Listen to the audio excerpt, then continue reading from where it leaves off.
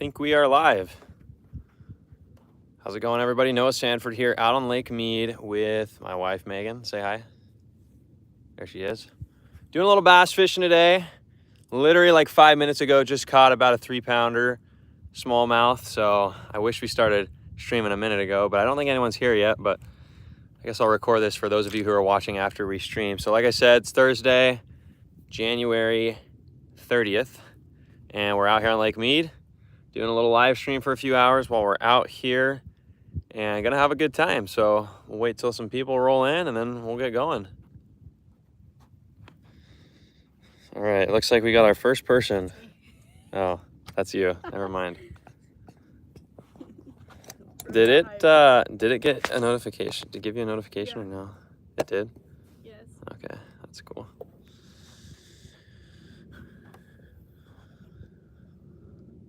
Are you wanting me to look at questions on my phone or on there? Can you see them on there? Yes. Then yeah, maybe. Tim Kelly said looks good. Is that the Tim Kelly? What's up, Tim? We are out on Lake Mead. Glad you're here.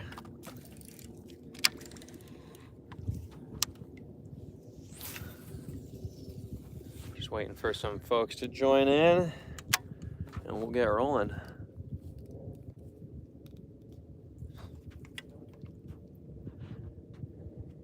Anyways, I guess I'll talk to those of you who are watching.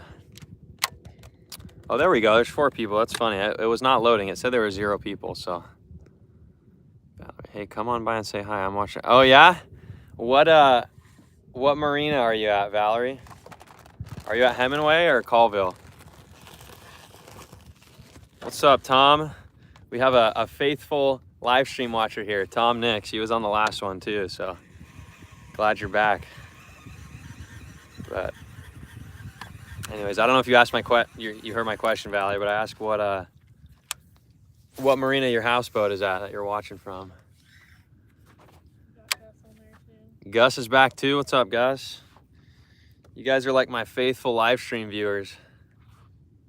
That's funny. Lake Mead for this marina. You mean furthest marina? 2 marinas at Hemingway. Yeah. I don't know which one that would be. So there's Hemingway, that's like right by Boulder City. And then there's Colville, which is kind of like if you're closer to like Vegas. And then there's Temple Bar, that's like out in the middle of nowhere, kind of out towards Kingman. So if you're at Hemingway, I'm assuming you're talking about the furthest marina at Hemingway, because there's 2 big docks. So, but yeah, I might see you out there. Who knows? Towards the wall, Las Vegas. Okay, yeah, Las Vegas Boat Harbor. Yeah, so that's Hemingway. So that's funny. I can probably see you from right here. So we're right here. Las Vegas Boat Harbor is just pretty much like right behind that island right there. And then Boulder City is just up on the hill right there. So we're only a couple miles away from you. Can I turn this off? Oh, it's just a live well pump. It'll turn off in a sec. Oh, I didn't have it.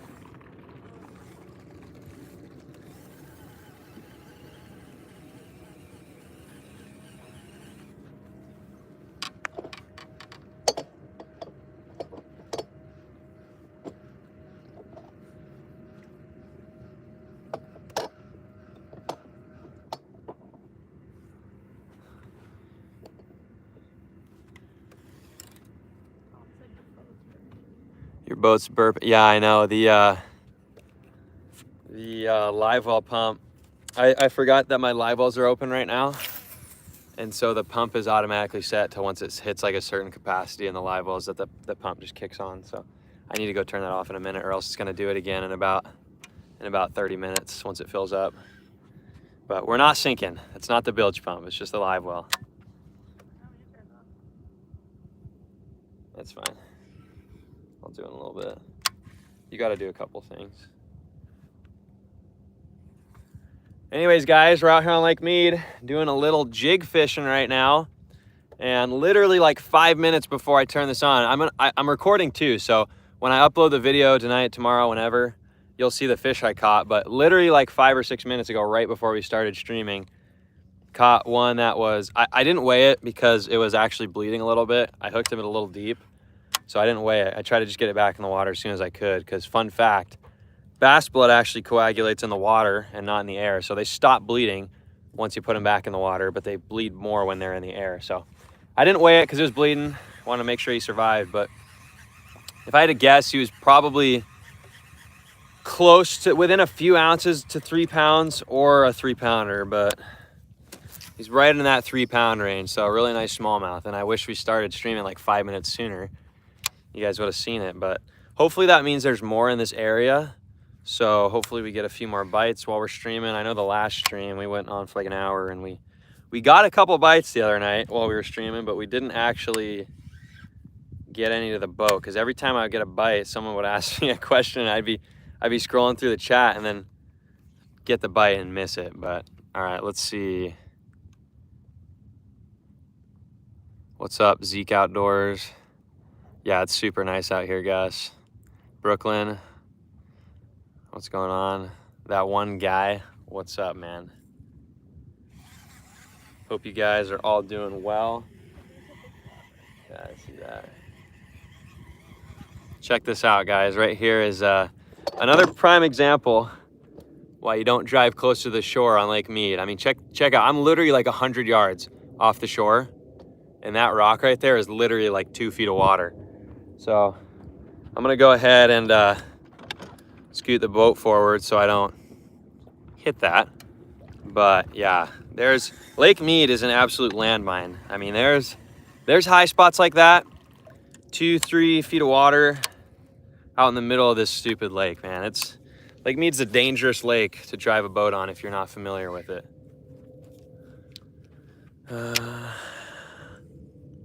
Yeah, Tom, you see that now, but I'm fishing rocks right now. So right now I'm fishing on, I'm getting bites in like 20 to 30 feet of water, but you can see I'm kind of on like this offshore point right here. But basically it's still that rock bottom, you know, out on this offshore ledge that I'm fishing right now. So yeah, I'm fishing 20, 30 feet, dragging my jig along those rocks. And like I said, we just caught one right before I started. So I'm hoping we get another one soon so you guys can see it on live. That would be cool. I am not going to Shasta. If you're asking regarding the One Bass event next month, no, I'm not doing Shasta. Just got too much going on and don't really have the time to disappear for a week, so let alone the money. Just gas there and back is gonna be over $1,000. But if you don't do really well in those, I mean, there's big payouts for those One Bass tournaments, but unless you place top 10 or 15, it's a losing investment for sure. So I've only been to Shasta once in my life, so I just don't feel confident enough to go out there and do well enough to cash a big check, enough to make it worth taking a week off guiding and being gone for a week. So no, I'm not doing Shasta. I might do Clear Lake. I haven't really decided yet, but I might do Clear Lake in March or whenever it is. But definitely doing the Lake Mead Open for sure in September. So stay tuned for that. And then I might do the US Open. I haven't really decided. I didn't do the US Open last year because I had some guide trips already lined up and I didn't realize in time. And then I had like 3 trips, like all 3 days of the US Open, and I didn't realize it. And so it was too late to cancel all those and go do it. So I didn't do the US Open last year. I might do it this year. Like I said, if it's on Lake Mead this year, I'll 100% do it. If it's on Lake Mojave, maybe. So I don't know yet. US Open's a 50-50, but Lake Mead Open is a for sure in September. So that should be fun. In fact, one of my partners from the Lake Mead Open, one of my co-anglers from the 3rd day, I think, was actually on our live stream with us the other day, Mr. Larry Lanes. So that was kind of cool to see him watching the channel.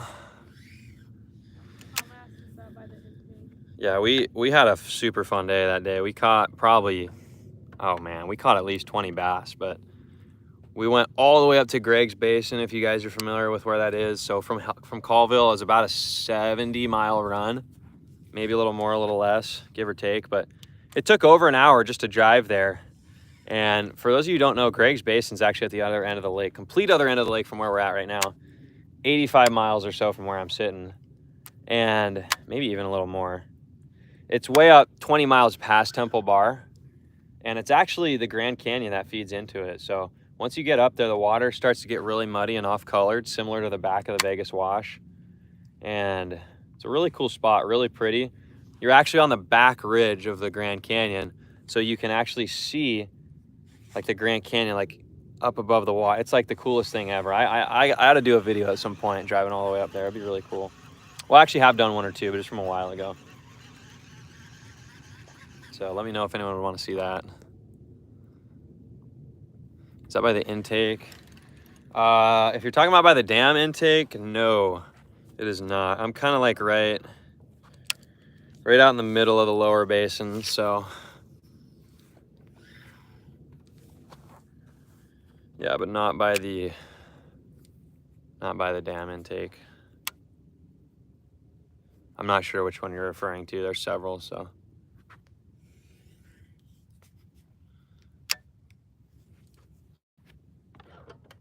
Anyways, though, you can kind of see what we're fishing in here. I'll show you guys my screen. So basically we're fishing in like, right now the boat's a little deep, but I'm casting up into like that 20, 30 foot range. You can see I'm probably about 100 yards offshore. And there's this big like rocky flat out here. And like I said, just a minute ago, caught a really nice smallmouth. So I'm hoping to replicate that for you guys. That would be cool. So cheer me on, guys. Got to get another smallmouth in the boat.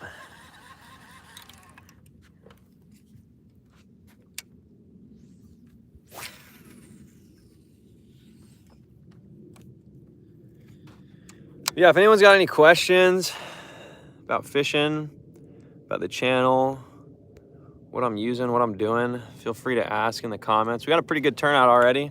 Already got like 25 folks on here, so that's cool. Appreciate you guys coming along and fishing with us. I had a really fun time on the last live stream, the first one, so I figured we'll kind of just do it again, see how the turnout is this time. And we were planning on doing it on this Monday coming up on the 3rd, but looking at the weather forecast, I don't think that's actually going to happen anymore because it's actually supposed to be blowing like 30 miles an hour on Monday. So not really ideal conditions whatsoever. So kind of bagging that idea for now. If the weather clears up, we might do another live on Monday, but we figured my wife's off today.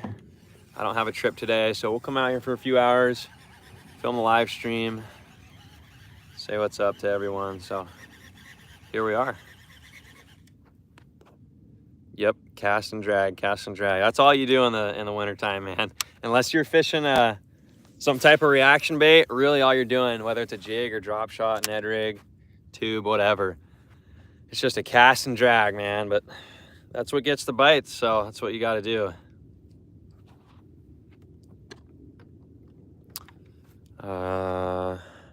Neil's fishing life. Is February for Lake Mead spawning? No, not usually.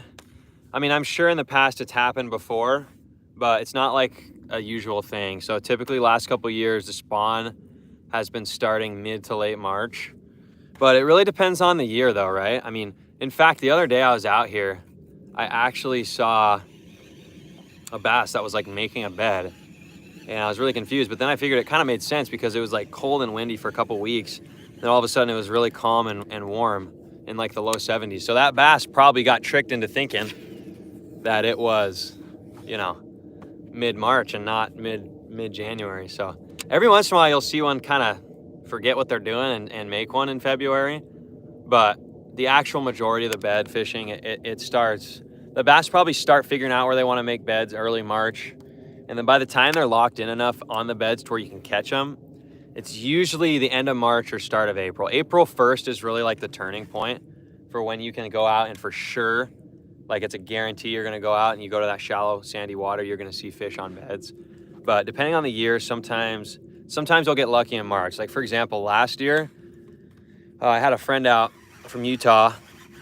He'd never caught a bass before, and we went out, I think it was March like 20th or 21st, and there were actually quite a few bass already locked in enough onto their beds to where they were biting. So we actually caught several bedfish mid-March. So like I said, it really depends on the year, but your average year is looking like last week of March, first week in April is really when you can go out and for sure get some bites on fish on beds. So thanks for the question. I don't know if I over-explained that or not, but there's all the info. Huh? Someone wants you to make a target striper video. Striper target video? Yeah, we could definitely do that. It's not really something I want to do unless you guys really want to see it right now this time of year.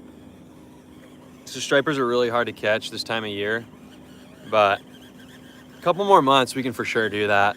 Unless you guys want to see it in the wintertime, but it's pretty boring. Like literally the way to catch stripers out here from a boat in the wintertime is you go out with your 2D sonar or your side scan and literally just idle around until you see them, because 99% of those stripers are going to be in 50 feet or deeper this time of year. So there's no way to like visually find them by looking at boils or looking for bait. You literally just have to drive around with your sonar on and get lucky and hopefully like run into a school of them deep, and then just take like a jigging rod, get like a flutter spoon or some type of like big silver shad looking imitating lure that you can kind of vertically jig up and down. That's really the only way I've been able to do it successfully in the wintertime out here. And like I said, I mean, we could definitely do it if it's something you guys really wanted to do, but it might make kind of a boring video because literally all you're doing is driving around with your sonar and waiting to see those schools of fish on your screen, and then just dropping your lure down and hoping one bites. So it's not really like the most interactive thing, but definitely, you know, April, May, when they start coming up shallow again and feeding on those shad, I think it would make a lot more of an interesting, entertaining video. So let me know what you guys think about that. I think someone else just asked something. Thank you, perfect. No problem, Niels. Ty, when carp are found in an area, what do the bass do? Run? No, actually, it might be lake dependent, but for my personal experience out here, it's actually kind of the opposite. So usually if there's bass in the area, they're gonna outrun the carp, because the carp aren't predator fish. Bass are predator fish. The carp are kind of just bottom feeders. They kind of just feed on vegetation and this and that and whatnot, but they really don't really take over an area, really. Like in my experience, if you're gonna see carp, it's gonna be in an area where there aren't bass, because if there are bass, they usually run out the carp. Or even if they don't run them out, they don't really care about them. So yeah, the bass really don't care at all about the carp if they're not bothering them, but if they're in their area and they're making them mad, they're definitely gonna drive them out. So the bass are definitely the more aggressive, more dominant species. So carp kind of just fit in where they can, where they're not gonna be bothered, from at least from what I've experienced. Like I said, it might be different on other bodies of water, but in my experience, the bass are definitely the dominant species over the carp. Holy cow, man. Another good example right here, guys. I don't know how well you can see it, but that's literally like a foot of water right there. I mean, literally that's 1 foot of water. And look how far we are off the bank. So, guys, I can't emphasize it enough. If you're out here on a boat for the first time, or you're not familiar with an area, I would stay as much in the middle of the lake as you can until you get to where you want to be, and then just slowly drive in to where you can see the shore, because you will get absolutely smoked out here if you're driving and you're not paying attention, or you don't know where you're at and you run into something like that.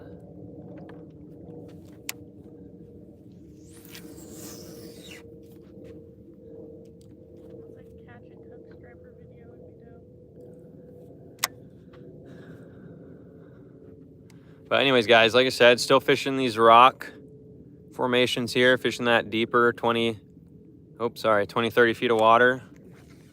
And like like I said, caught one a minute ago, so hopefully we can produce another bite for you guys.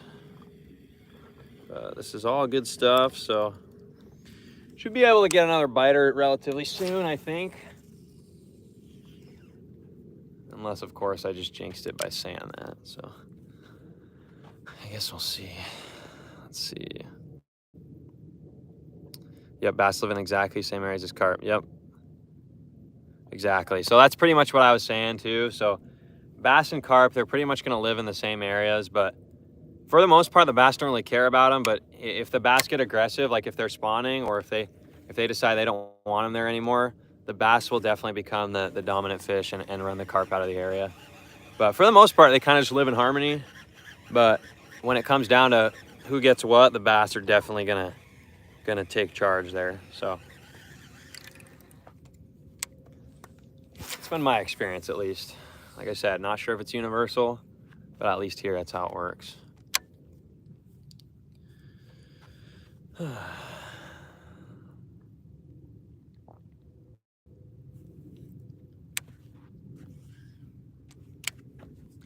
Anyways, guys, like I said, I'm gonna be checking the comments every couple minutes. Probably not quite as much as I did that last time because it caused me to miss a few bites, but probably every cast or two, I'm gonna check the comments or have my wife read them to me. And so if you got a question, or anything on your mind, just let me know, and then I'll get to you in a couple minutes here, every few minutes. But what I don't want to do is like last time where I'm constantly reading it, and then I get a bite and I miss it because I'm not paying attention. So.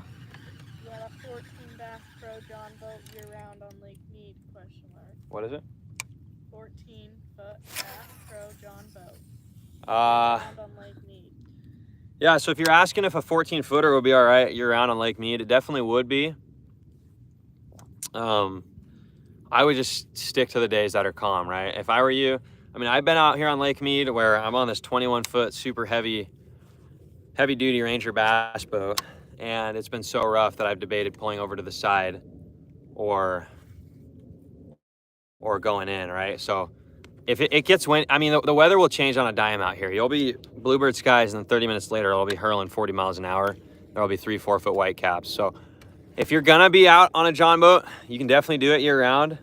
But my advice would just be to make sure you're really staying on top of the weather and to go out only on those days that it doesn't look super windy. Like I probably wouldn't go out on anything worse than like 15 miles an hour because it can get pretty hairy pretty quick out here.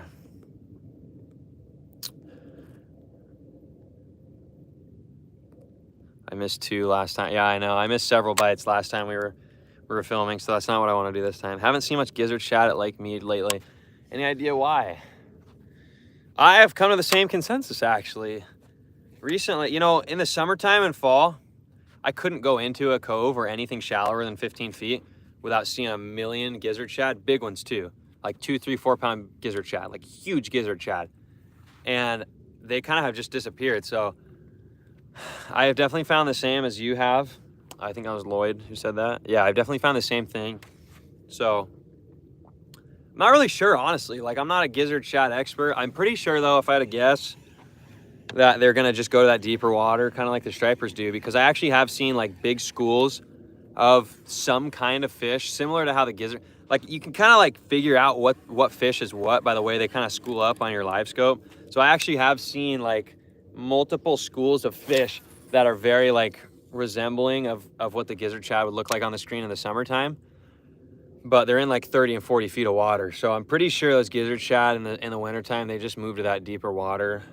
I don't know if it's safer for them or if that's just what they do or what the deal is there. But I'm pretty sure similar to the stripers, those gizzards are just going to move into that deeper water in the wintertime. And then we're probably going to start seeing them more in a few more months when it heats back up.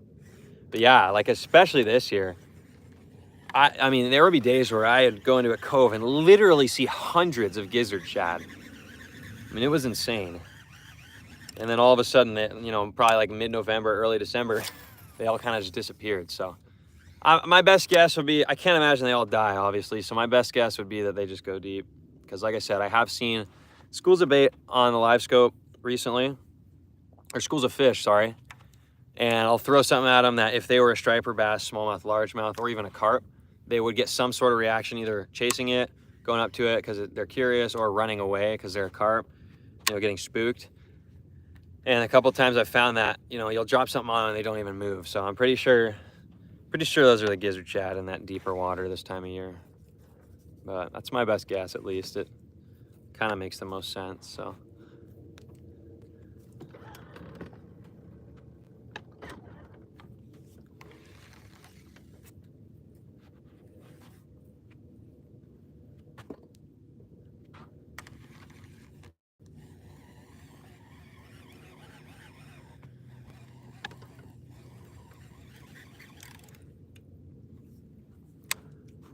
Anyways, though, guys, like I said, I'm fishing a jig right now. I'd be curious to see what your guys' top bait is this time of year.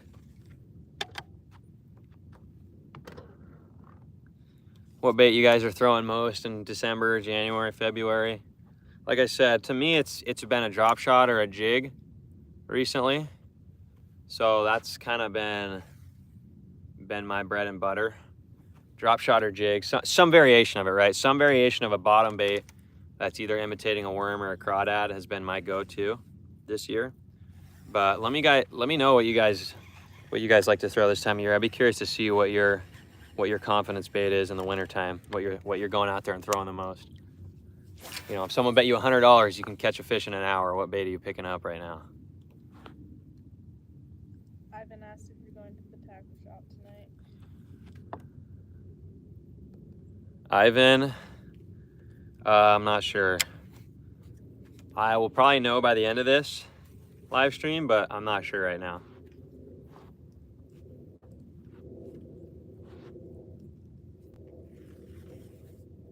Someone said 2 weeks ago they saw gizzard shad at the surface at Colville. Huh, yeah, that's interesting. The only time I've seen them up at the surface is when their like air bladder's messed up, which is actually a really common thing. I don't know if they just suck at being a fish, but like, I don't know what it is, but like, I swear it's almost a weekly thing. I'll go out and I'll be driving around or fishing in an area and I'll see at least one gizzard shad like belly up. They're still alive and kicking, just kind of like going in circles. And their swim bladder, their air bladder that makes them go up and down is all messed up. So I don't know if they just suck at life or if they actually have a problem there this time of year. But recently I've seen a lot of gizzard shad up on the surface, like having like air bladder problems. So it's kind of weird.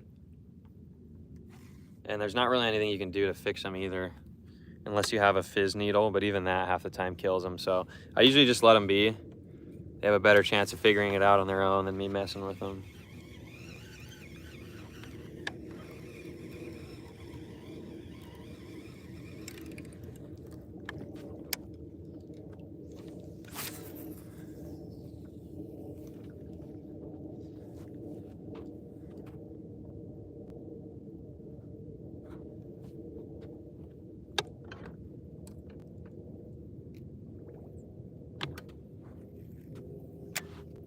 Yeah, I realize right now is probably not the best time to do the live stream anyways, because I figure a lot of people are probably at work right now. But like I said, this is just kind of the time we had.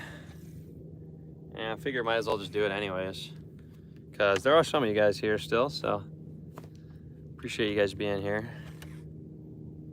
Like I said, let me know if you got any more questions or anything, and I will get to them.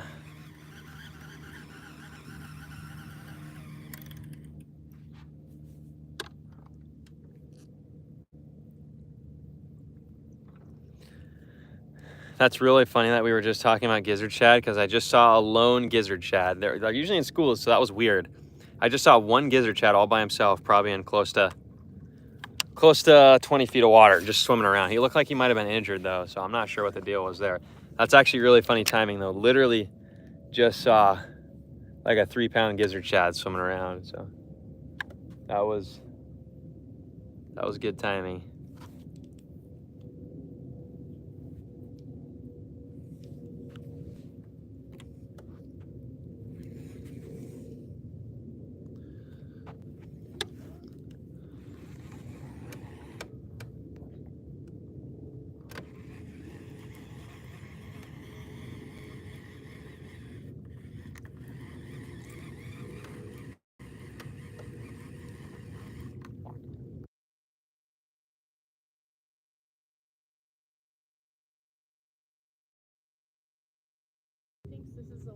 Oh, I know, it's funny. to advertise.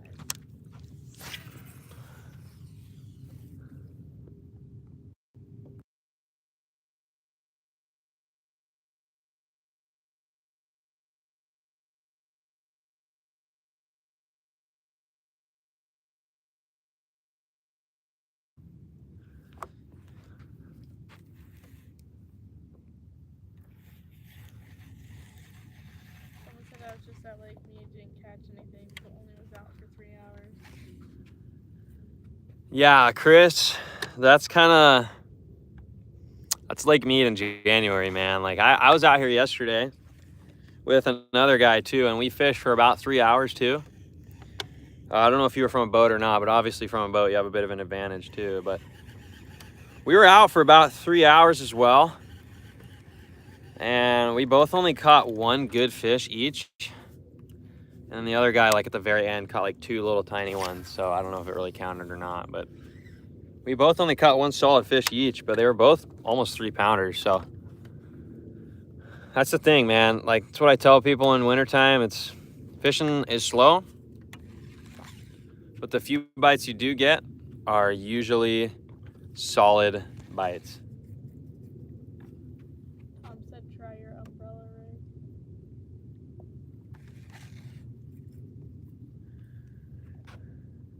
Try your umbrella. Just ignore me. What? Can you hear me? Or are you Yeah, I just can hear you. ignoring me? Thanks for doing that. Just don't respond. So Tom, I have not honestly picked up the A-rig in probably a month, but reason for that is because I haven't really been out when there's enough wind. For me, the A-rig bite really only hits here when you have some chop on the surface. So I think it's because the water's so clear. So when it's calm and clear like this, I think it just looks too fake. I mean, it's literally, it's like a massive clothes hanger with a bunch of wires with a few swim baits on it, right? So it's definitely not a realistic presentation, but so that's why I think it kind of works better in those choppy conditions where they don't get like that good of a glance at it and they kind of just see the blur going by and then you get that reaction bite. But I think when it's so calm and clear like this, it doesn't do very well just because it just doesn't look realistic enough. I mean, they can see all those wires and they can see the whole thing, and I just don't think it's that effective. I mean, it might be. I mean, I can definitely pick it up and try it, but like I said, from my own experience, I haven't really gotten very many bites in calm conditions with it just because I don't think it looks realistic enough. Now, you know, if you're on a lake without good visibility, I could see it not mattering as much. But on Lake Mead, when it's calm like this, you can literally see the bottom in 30 feet of water. Like, it's like aquarium water. So that's kind of the problem, is those fish can see just as good as we can. And if they see a big old thing with a bunch of wires on it, they're gonna be like, what the heck is that? And so I found you don't really get very many bites unless you have that wind or that chop that kind of gets that light refraction going and they can't see it as well.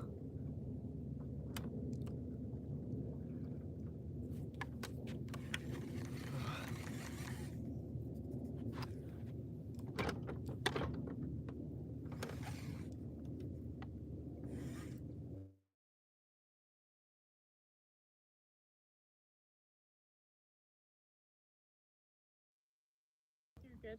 Am I back? You're good. Am I back? Give me a second. It takes a minute to load. Can you guys see me now? Is it working? Yeah, you're back. All right, you guys see me? Sorry about that. I got a phone call there. I got a work phone call. Someone asking about the seminar tonight. Sorry about that, guys. We are back. Oh no, we lost like 10 people when I did that. I shouldn't have picked up. Oh well, too late. Hopefully they come back.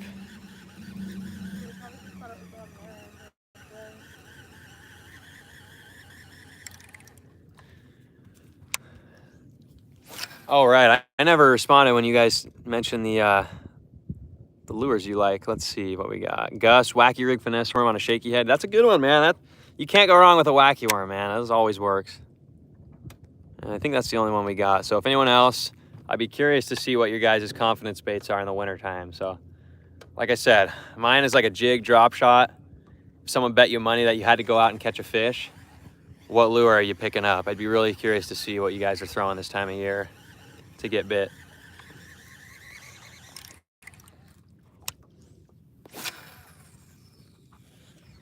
Also, guys, let me know if you like this camera angle or not. I can also flip it around like this and have it kind of back here so you can actually see like where I'm fishing. So just kind of let me know what you guys want or what looks better, I guess.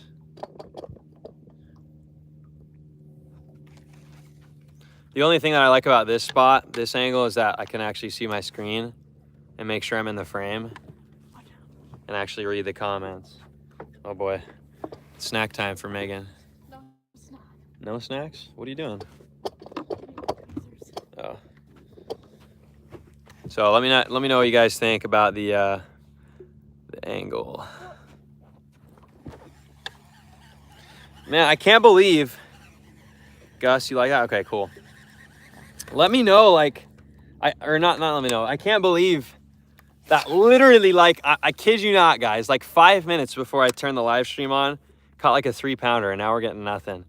I mean, you'll see it if you guys watch my videos. You'll see it on the video coming out in a couple days or whenever. It was a nice fish, and literally I caught it, I threw it back, and then I pressed record. It was, I'm so frustrated. That's just how it goes, though. And now that we're on live with all you guys, we're not getting bit. So we're gonna keep grinding. See if we can get a bite. Oh, that might be a fish right there. Maybe. I'm not sure what that was. That felt like a fish. I might have just gotten a bite. Oh, you know, that was probably grass, actually. I don't think that was a bite. Maybe it was a bite, I don't know.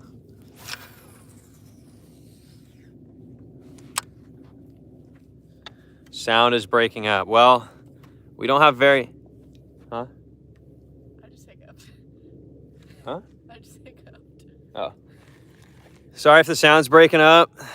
We are on Lake Mead, so we don't really have ideal service.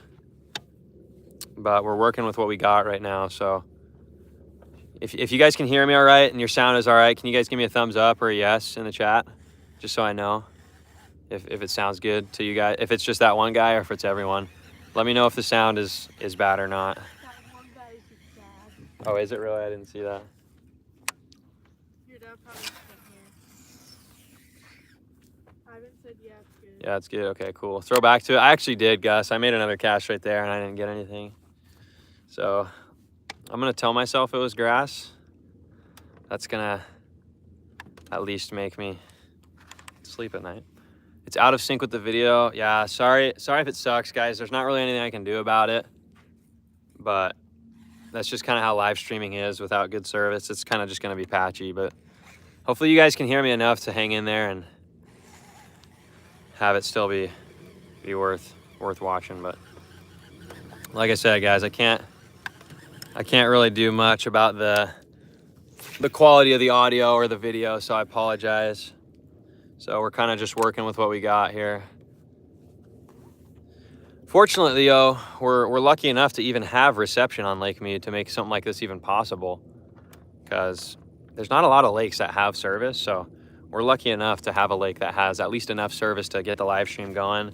Can't really guarantee that's going to be good quality, but at least it's possible. Let's see. Rylan said you're back at it today. Ray said I've had some luck with a hula grub. Yeah, Ray, those hula grubs work well, man. I'll throw those a lot, either just on a jig head, or, funny that you say that, I'm actually throwing a 4-inch hula grub as my trailer on my jig right now. So that's actually really funny. That's one of the ones I like for my trailers a lot. I'll also throw some Z-Man trailers as well a lot. But those hula grubs, man, they're a staple.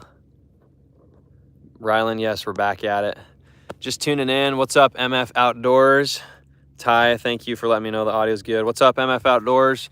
Just tuning in. What's the water temp? Yeah, man, it's a great afternoon right now. Water temp where I'm at is is actually just a scotch over 55, which is shocking because I just filmed my fishing report out here right before I flipped the live on, and it was like 53 like an hour ago. So guys, as much as it doesn't seem like it, the water warms up throughout the afternoon. I mean, I've been out here all day before, and when you're fishing at 6, 7 in the morning, the water's 51, and then by 3 o'clock, the water's 55. So, I mean, it can warm up as much as 3 or 4 degrees throughout the day, and I really believe that can turn the bite on sometimes.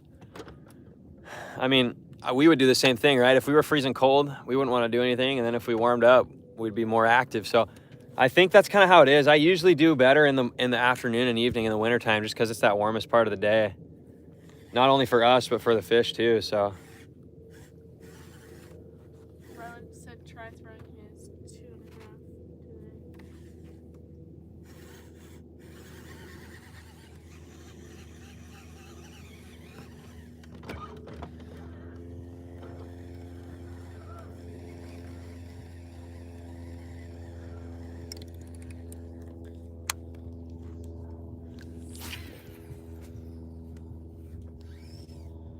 But like I said, guys, glad we got over 20 people here.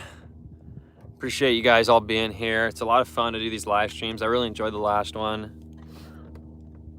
So I'm glad you guys like them.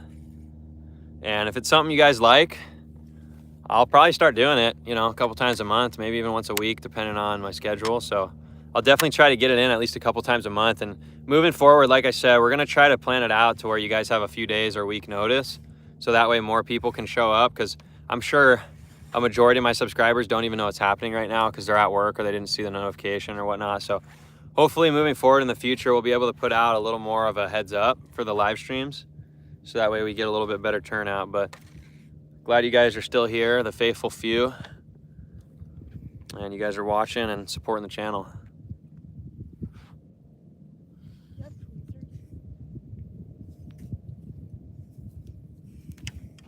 No, I don't. Ivy, not at all. Okay, cool. Ray, I appreciate that, Ray. I've actually had quite a few people say that before. And it's actually kind of true, you know, like when I scour YouTube or the internet or whatever, there's really nobody that puts out like genuinely quality content out of this area. I mean, there's a few guys who put out some decent stuff. So I don't want to say nobody, because there are a few guys. I mean, like I watch, you guys have probably seen, obviously Sin City Outdoors. They put out quality stuff. A couple guys who have come into our shop, Fishing Money. There's some cool guys. They put out some decent stuff. But really, aside from that, there might be a few I'm missing. So if I'm missing you, I apologize, because I'm not saying I'm the only one, but there's definitely not a lot of people who put much time and effort into Lake Mead, Lake Mojave, kind of the Las Vegas area when it comes to fishing videos. So when I first started doing it, obviously I'm doing it for fun, and I still am, but I'm glad that you guys appreciate it. You're learning stuff, and I try the best that I can with the time I have to put out the most top-notch quality content for all you guys watching, because I know you guys appreciate it, and I know that if I was on the receiving end, I would appreciate it as well. So I'm really thankful for all you guys supporting the channel and giving it a thumbs up and subscribing and everything. It means a lot to me.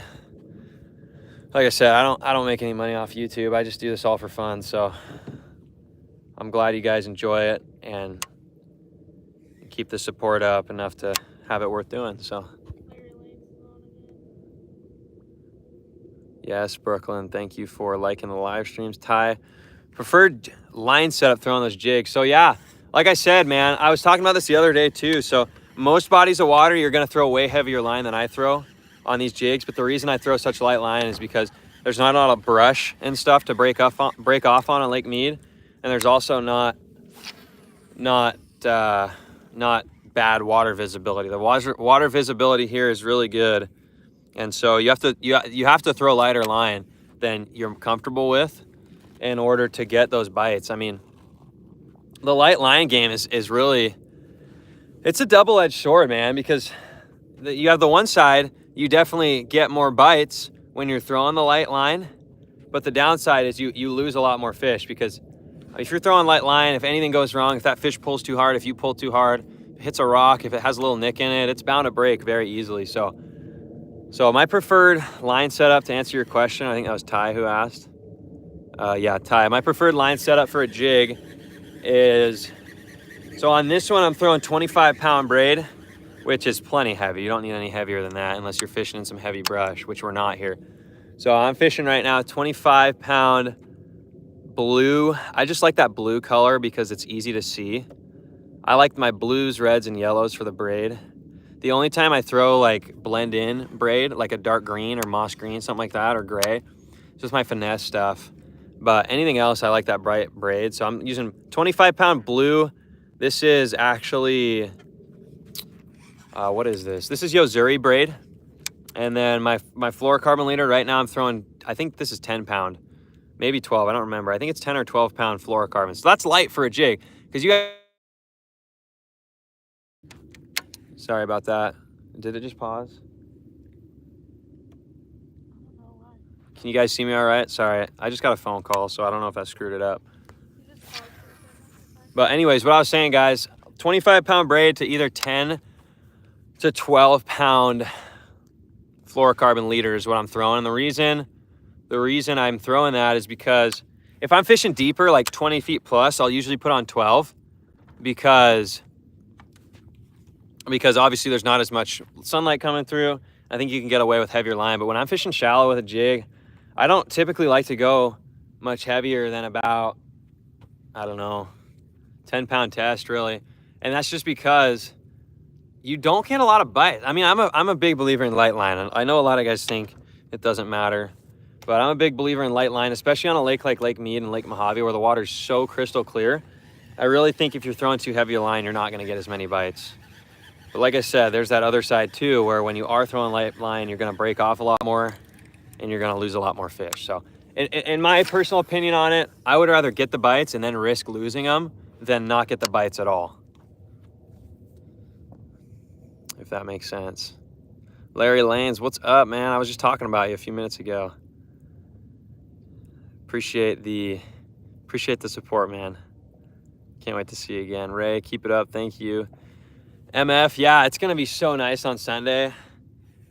I actually have, I'm not sure what my guide trip schedule is actually, but I'm hopefully gonna get out here on at least one of those days where it's supposed to be nice. I know like Saturday through Monday is all supposed to be like 70 plus, super warm, super nice weather. So I'm definitely gonna at least try to get out here one of those days if I can and enjoy that warm weather. Temperature like right now is, I don't know, you wanna pull up the weather app? I'm gonna guess it's like low 60s right now, but the sun is out, so it's actually really comfortable. I mean, I'm wearing nothing but this sun shirt and some. Yeah, it's 59, but it feels like 63. Okay, so what temperature right now is 59, but it feels like 63. But honestly, with no wind and sun and no cloud, I mean, you'd think it's 70 degrees right now. I mean, it's nice and warm, perfect weather. It's super pretty out here. So this is why I like winter fishing, because even here in Vegas, we don't get super cold. So on a calm day, you can easily get away with a t-shirt or a sun shirt for most of the day. Past about probably 10 o'clock in the morning. Morning is still chilly, but before that, it's nice, man.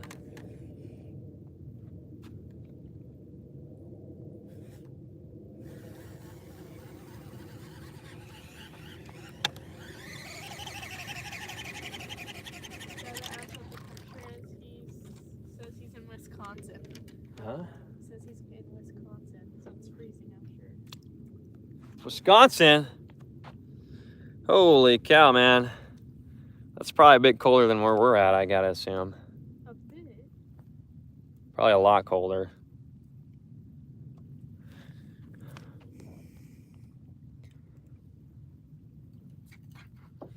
How'd you hear about me from Wisconsin, man? You're not anywhere near Las Vegas. You just find me on the internet, or how'd you hear about me?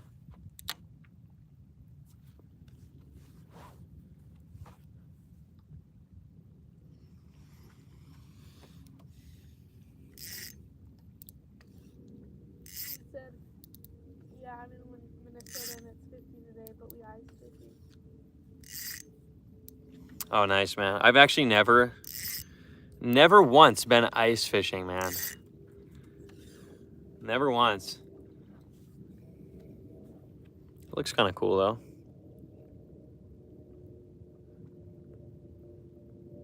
Ivy, wish I could be out there with you. Yeah, man. Or woman. I'm not sure if you're a man or woman. I think is Ivy a boy or girl name? I'm not sure. But anyways, yeah, you can book a guided trip with me if you want. Check out LasVegasSportFishing.com or just give me a call. Show you the availability. You can come out with me. Catch some fish. It's a good time. Psychro, have you caught anything? So literally 5 minutes before I press record on the live, I pulled in about a 3-pound smallmouth, which I'm not sure if you're familiar with Lake Mead or not, but that's a really big fish for Lake Mead. 3-pound small, he's a really solid bass. So pulled that in literally like the cast before I started the live stream, and I haven't got anything since then. So pretty bad timing, but hopefully we're gonna get another one soon.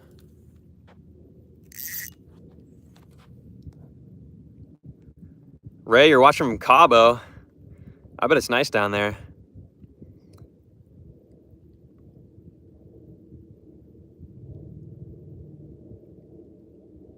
Yeah, Ivy, like I said, if you want to come out with me, it's definitely possible. That's what I do for a living, is guide. So if any of you guys watch and want to come out and fish, give me a call or check out my website, LasVegasSportFishing.com.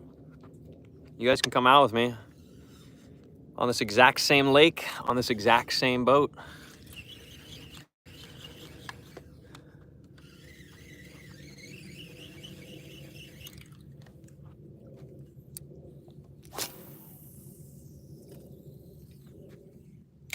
Anyways, guys, I'm switching up to a finesse setup. So putting the jig down. I've been fishing it for an hour and without any luck. So I'm going to switch to a little bit smaller presentation here. See if that might produce a bite.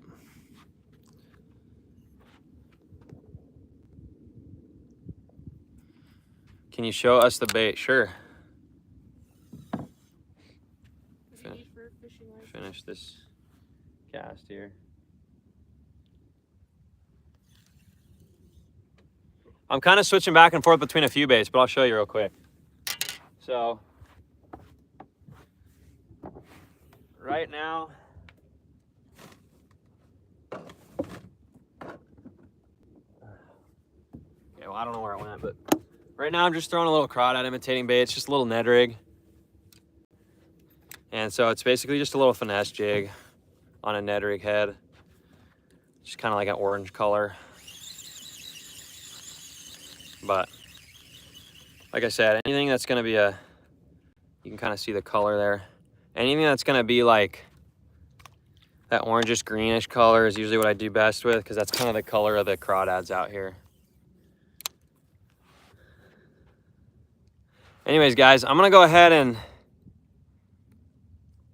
and make a sandwich real quick. So if you guys will bear with me here. I'm going to tilt the camera down.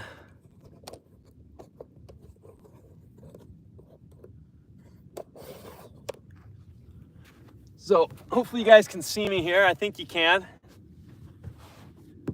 Bass Boat Technologies, by the way. Check them out if you guys are looking for a new mount for your electronics.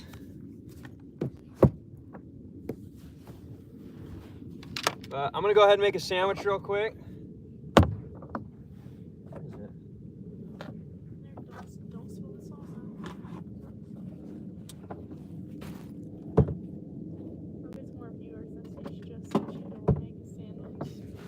What do you say? Someone said Bro gets more viewers as soon as he's making a sandwich. Did I actually get more viewers? Oh yeah, I did. Maybe I need to switch this to like a food channel, considering I just got like 5 more viewers as soon as I That's actually hilarious. What do you need for a fishing license? Yeah, you guys are gonna get a point of view sandwich right now, so you're about to see how boring my food skills are. What did they say? What is needed for a fishing license? Bro, where's the bread at? Found.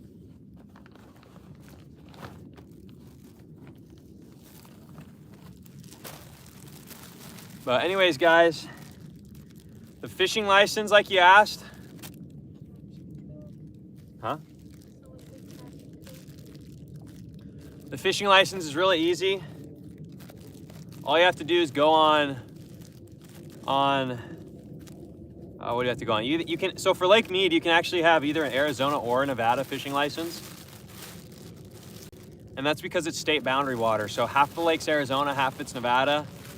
And they can't determine, or they can't say that one is the other. So basically, since Lake Mead is actually the border between the two states for like 100 miles, if you have an Arizona or Nevada, either one works. The prices are about the same. I think they vary sometimes, but they're gonna be within a few dollars of each other. Obviously, if you're a Nevada, Arizona resident, you're gonna wanna go for the one you're a resident of because it's gonna be cheaper. But literally all you have to do is go on their website, either look up Arizona Game and Fish or Nevada Department of Wildlife. And like on the homepage, there will be a buy a license option.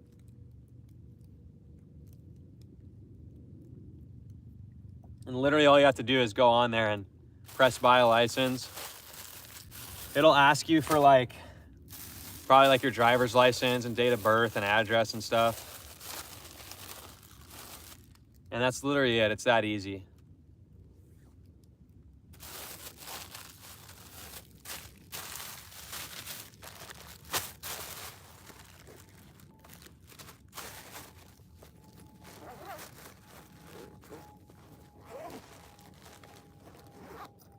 Anyways, what's your guys' go-to meal or food choice when you're out on the water? I'm curious to hear. For me, it's usually just a sandwich because it's quick and easy. But I'd be curious to hear what you guys usually watch. What did that guy just say? Tom said if he's a veteran, if you're a veteran, it's $15. Oh.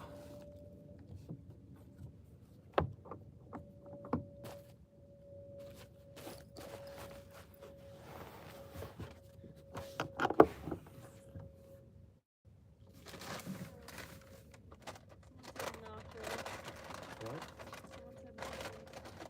Oh, like what they like to eat? Well, you're on the shore, buddy. Why? Because we're far from the bathroom. All right, guys, we're just hitting it with that mustard and mayonnaise right now. Tom said sandwich and chips. So you can see it's very original. Not a lot of guys put mustard and mayo on their sandwich. Oh, Just kidding, everybody does. I'm not original. Was there a it's bee? Is it on me? Phone. Is it on me? Yes. No, it's not. Oh, it's getting close. To me? No, Is it on me? no, it's on me. It's on you? No, it's right by my phone. Don't be a wimp. This butt moving. Look at it. Hold that for a sec. It's butt. Do you have trash? No. Can you just put it against that wrapper? Look at his butt moving. I believe you. Can you put that one against it too? Ew. No.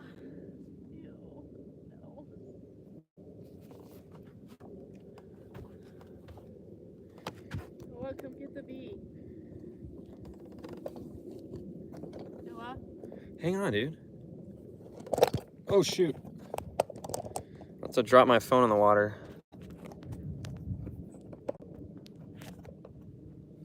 No, come get this bee.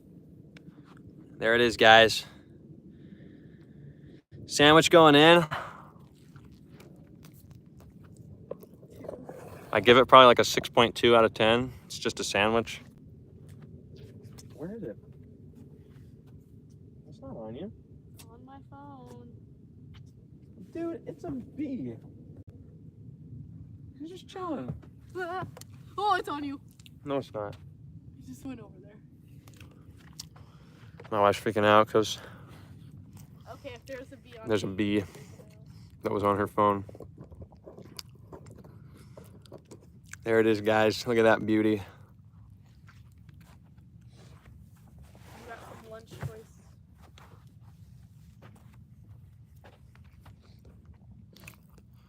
Nachos, nice.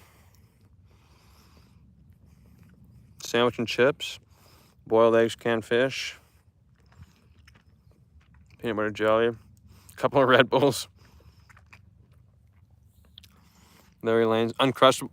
Yeah, man, I remember you eating an Uncrustable on the boat last year. That's funny. Tell her to fish. She was fishing earlier. I think she's reading a book now. I don't think she really wants to right now. You can ask her. You want to fish? No, I'm trying to get something out of my finger. She's trying to get something out of her finger with tweezers. A piece of hair. So maybe after that. I don't like to fish when it's boring, and if Noah catches a bunch, then I'll catch some. But So Megan is a fisherman when the fishing's good. yep. Meaning she usually likes it the best when we're catching a lot of fish. And if not, then I'm not gonna fish. It's too boring. I don't even think they can hear me. Probably not.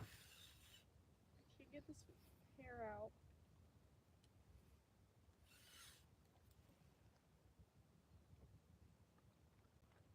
Stefan says she has her hands on the sandwich.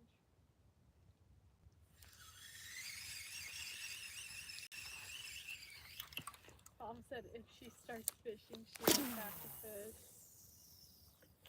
That's the truth, man. I actually have a video from like 3 or 4 months ago of my wife and I fishing, and she catches literally all the fish.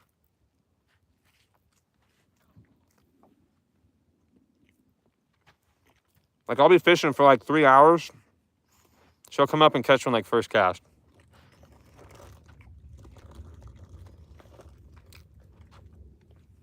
Okay, I'm gonna pull off this from right here. That's fine. That's fine. You're not gonna catch anything here. Who says fishing pole?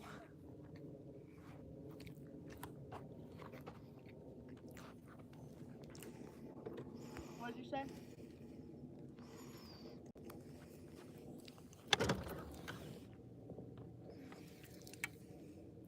I'm hoping we catch a fish on this live stream, man. We got nothing last time. This is just my luck.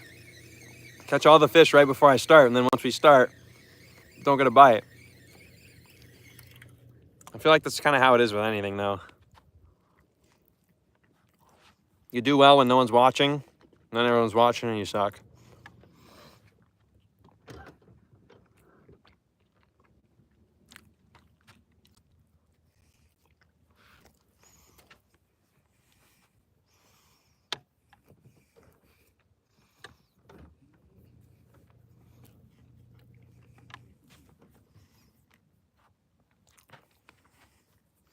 All right, let's see here. We should move spots. Yeah, actually, I was planning about moving just barely. Ice fishing on here in Ely. Open water. Yeah, that's cool. That's cool, Jeff. Rhymes with orange. Catch a fish, please. I'm trying. Rylan, I actually might go there. Oh, boy. I think I'm about to get either a lot of subscribers or everyone's about to subscribe when I answer Tyler Barron's question. Kansas City Eagles or refs. Let's go Chiefs. Look.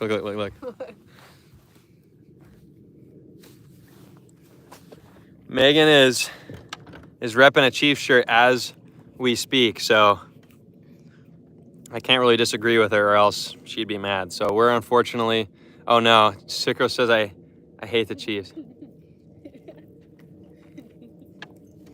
Guys, honestly, I don't care either way. My wife's the one that wants the Chiefs to win. But that's because she used to live right by Kansas City. So she's gone to Chiefs game, and she I have not gone to she like grew up watching the Chiefs. So she's not just on the bandwagon. She's been with Chiefs for Go Taylor's boyfriend.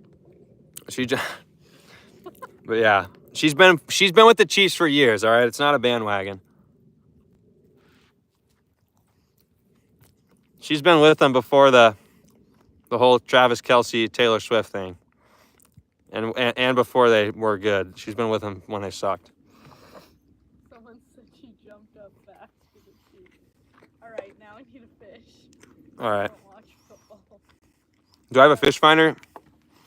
Yes, I do have a fish finder. I've got 12-inch Garmin right there, and then a Lowrance and a Humminbird back there. Dude, no, you've had Joe's Casey barbecue. Hmm? You've had Joe's Casey barbecue. Someone said.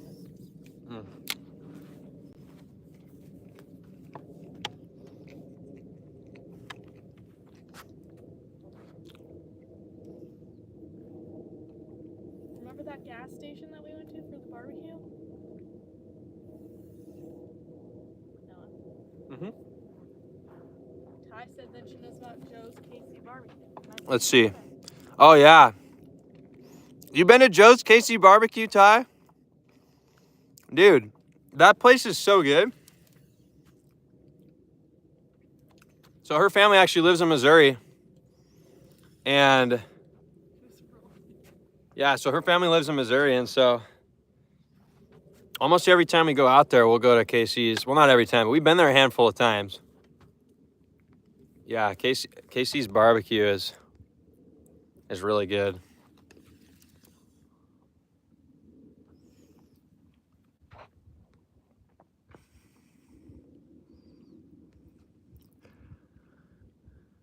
Let's see. I should determine who catches the bigger fish later.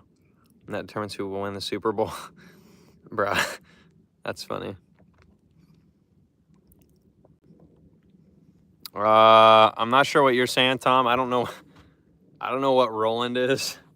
I don't know if that was a typo or not, or I just don't know what Roland is, but I'm not sure what you're saying, to be honest.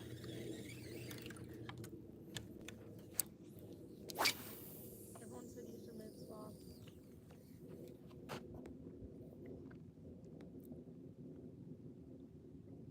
Martin?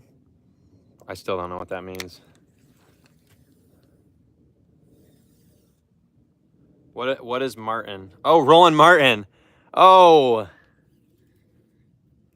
Yeah, that's funny. I was like, what are you saying? And then I get it, Roland Martin. That's funny.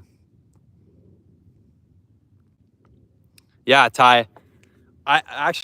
We were there like last year, and we were only there for a couple of days, and we got KC's when we flew in and when we flew out. Not Casey's, it's Joe's, bro.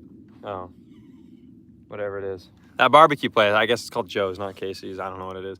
Whatever, you know what I'm talking about, though. That barbecue place, we got it like 2 times in 48 hours.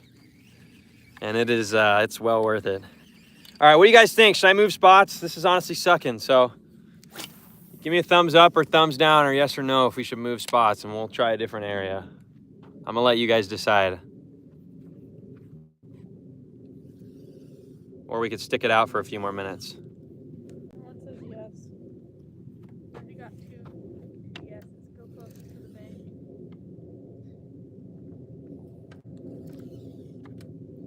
I'm gonna make 1 or 2 more casts and then see what the vote is. I'm actually in a cove right now, by the way. Here we are.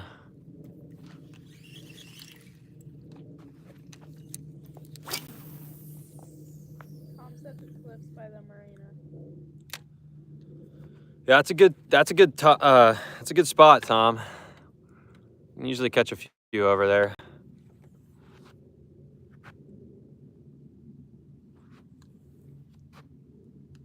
Rylan says throw the 2.5 where we ended. Yeah, I might do that. I'm probably gonna do that a little later, Rylan. Once it gets darker, similar to the time of day when we were out. But right now, I think we actually just got a bite. Dead serious. I can't really tell though.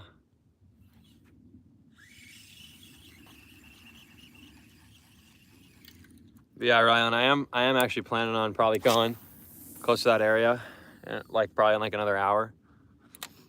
But all right, it looks like it's consensus has moved, so I'm gonna wrap up this cast and then we're gonna move spots.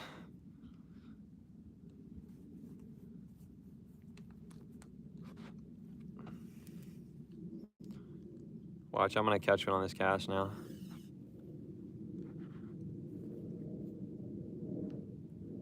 How many percent people's last cast is actually their last cast? The answer to that question is nobody.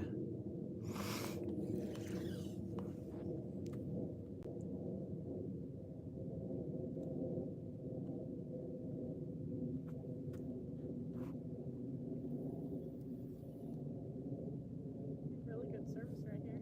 Do I? I do.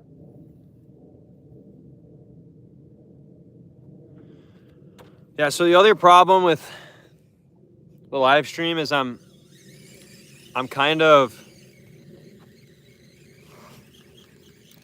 all right, I'm actually gonna make that the last cast, so I'm done here. But the problem with the live stream is that I don't have service in some parts of the lake. And so I'm kind of restricted to where I can go based on that. But I actually had another spot in mind. It's probably 10 minutes from here. But the problem with that is I know for a fact there's no service in that area.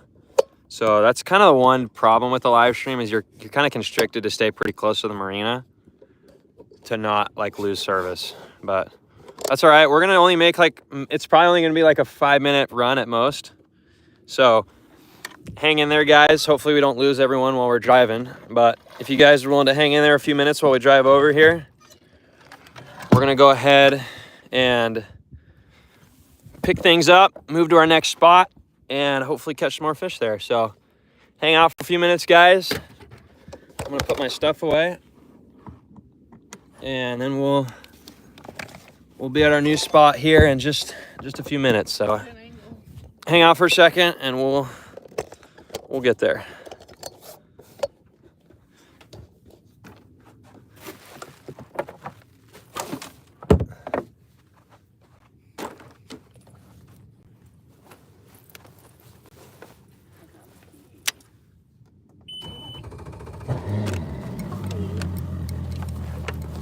Did you hand me that?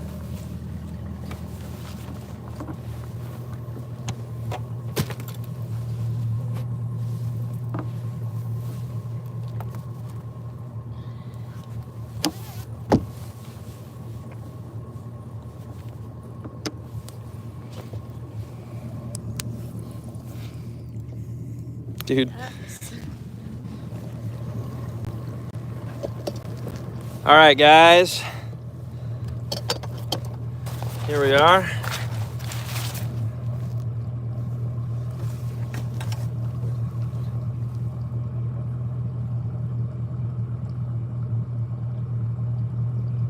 Dude. All right, guys, heading out here. Time to get to our new spot. And hopefully get some fish.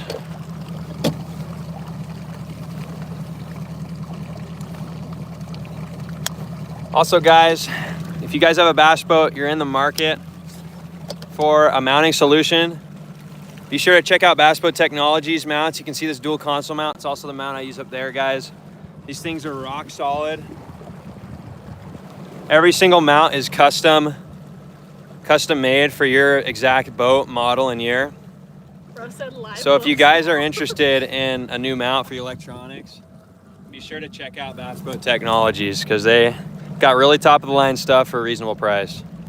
And yeah, I know I still forgot to, I know my live volt's running. I forgot to turn my live volt pump off. I'm gonna do it now so it stops doing that, but there we go.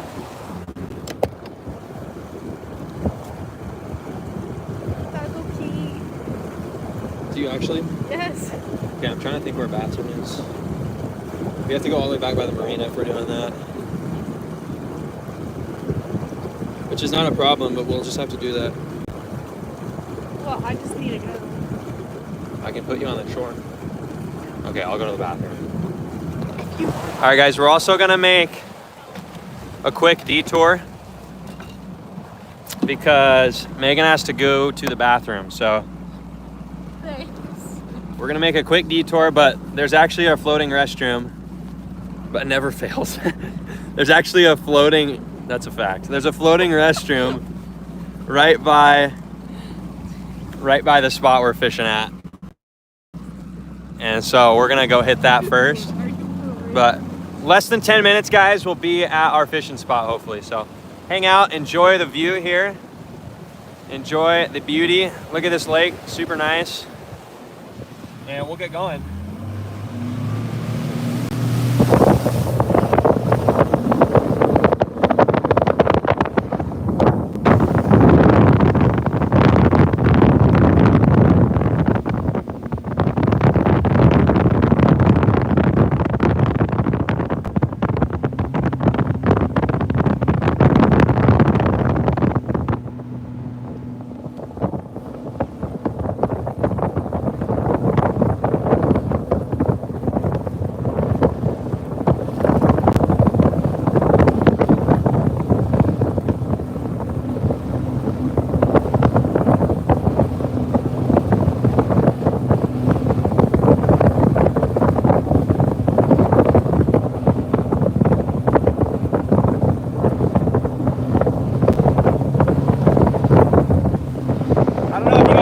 At all, but it's such a beautiful day right now. It's no wind at all. The lake is grease flat, just absolutely gorgeous.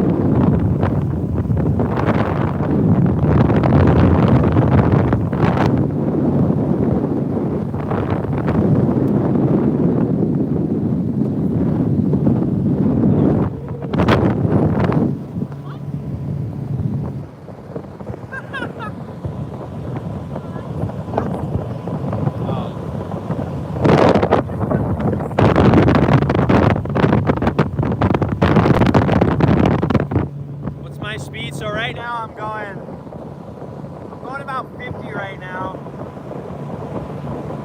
Doing about 50. This boat will do about 72 or 73 top speed, maybe 74. The fastest it's ever been clocked is 75 though, so this thing's a rocket ship.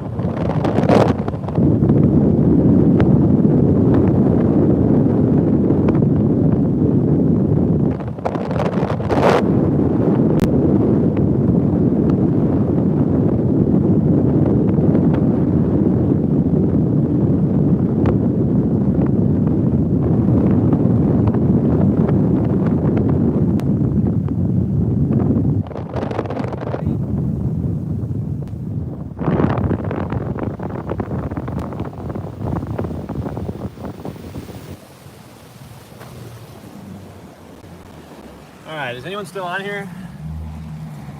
I don't know. Oh yeah, we still got about 20 people on here. All right, the bathroom is approaching because of this young lady. Okay, we've been out here for 3 hours to be fair. And I drink water. Yeah, so we're pulling up on the bathroom dock, and hopefully we just have a number one, not a number two. I'm kidding, it's just a number one.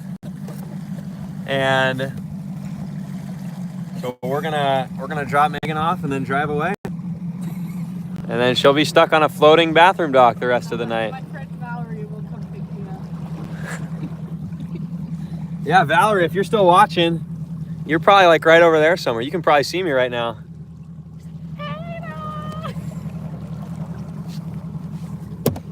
All right, 1 second, guys. Pulling up to the dock here. She said, yep. That's funny, dude. Okay, you can like see it. I really don't want everyone to know. That's funny, dude. It's not.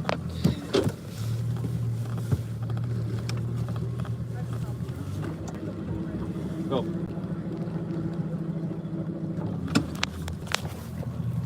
And she's off.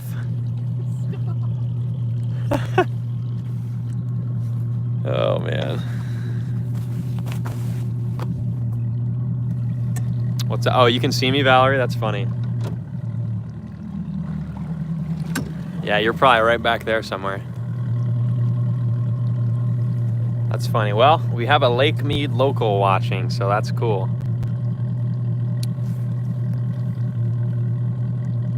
Yeah, the nice thing with Lake Mead is they've got 4 or 5 of these around the lake. Every probably 5-10 miles, there's one of these floating restrooms. So you're never going to be like farther than probably 15 or 20 minutes at most from one of these restrooms. So that's actually one of the few nice things about having everything government regulated on a lake. A lot of headaches though, but it is definitely a bonus for sure. And usually pretty clean too, so. What? All right, she's alive. We're back. Those ones are nice. Yeah, they are. They empty those ones a lot. No, they do like the toilet is like a toilet flush. All right, guys, for those of you who are hanging in there, I appreciate you guys still watching. So we're not gonna go super far, and then we're gonna get fishing. So just a couple minutes here, guys. Not even, probably like 2 minutes. And then we're gonna go fishing.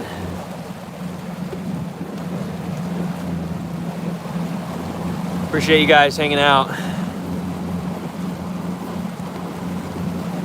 I'm feeling it this time too. I have a feeling that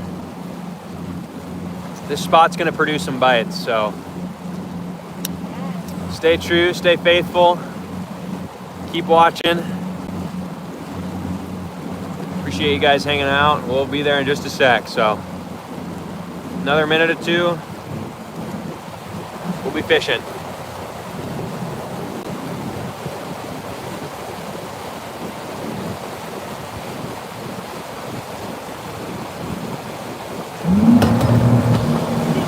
All right.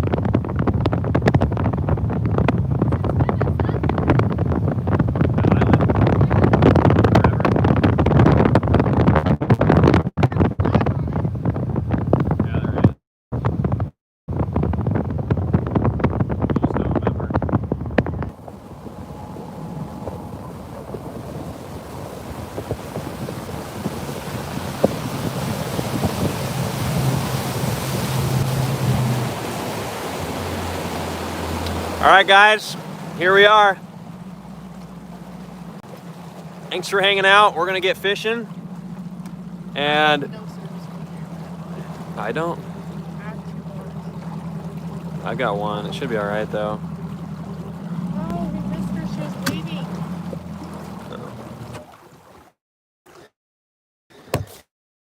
Say something. I have 1 bar right here, so. All right, guys, let me know.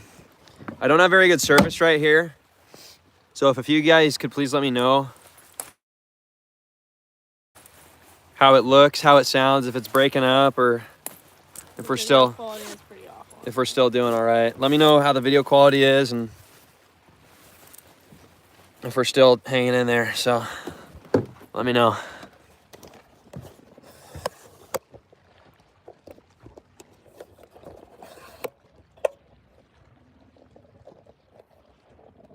It's pretty frozen. Seriously? Well, there's nothing I can do about it.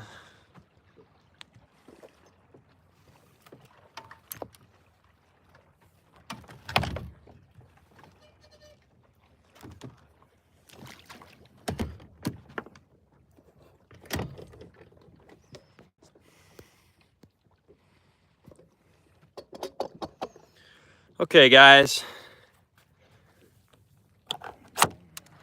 Hopefully you can see me at least. Right now. Hopefully you can see me all right. Like I said, service isn't great right here, but that's what we're dealing with.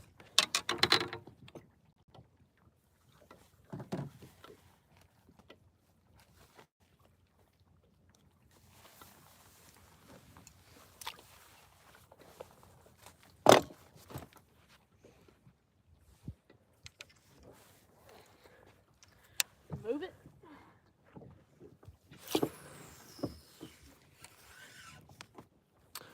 Cool. Looks like we still got about 20 people or so. So appreciate you guys hanging out. And like I said, hopefully soon we'll have a biter. So, I mean, at the end of the day, it's called fishing and not catching. So hopefully we'll get a bite, but unfortunately there's not really any guarantees. But I'm feeling good about this spot. I was here the other day and we actually caught a few decent fish. So we're gonna see what happens.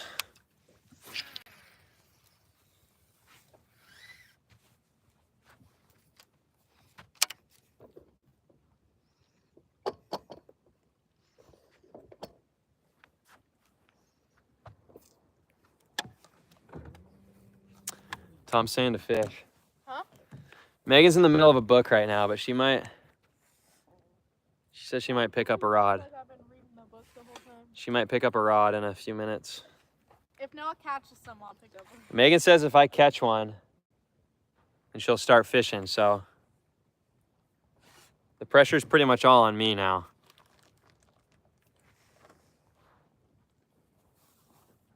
Let me do my sweet tart parts.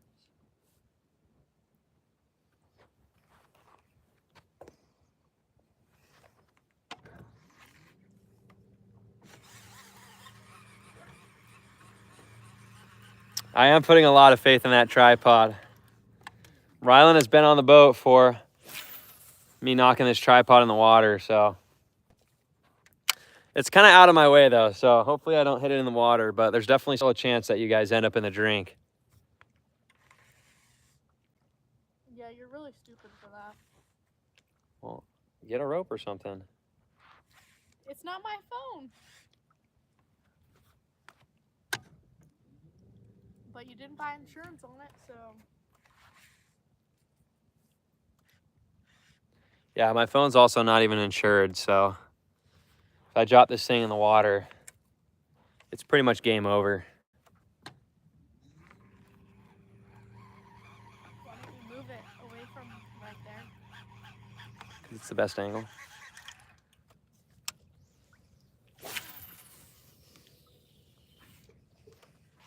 Dude, he's gonna knock it. Put a life jacket around it. It's not the worst idea, honestly. Buckle it in.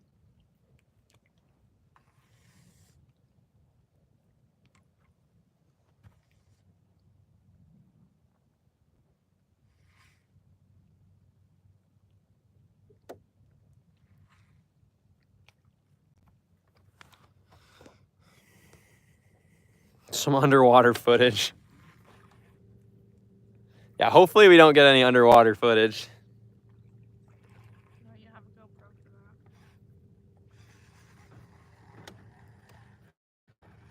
that. That's actually really funny.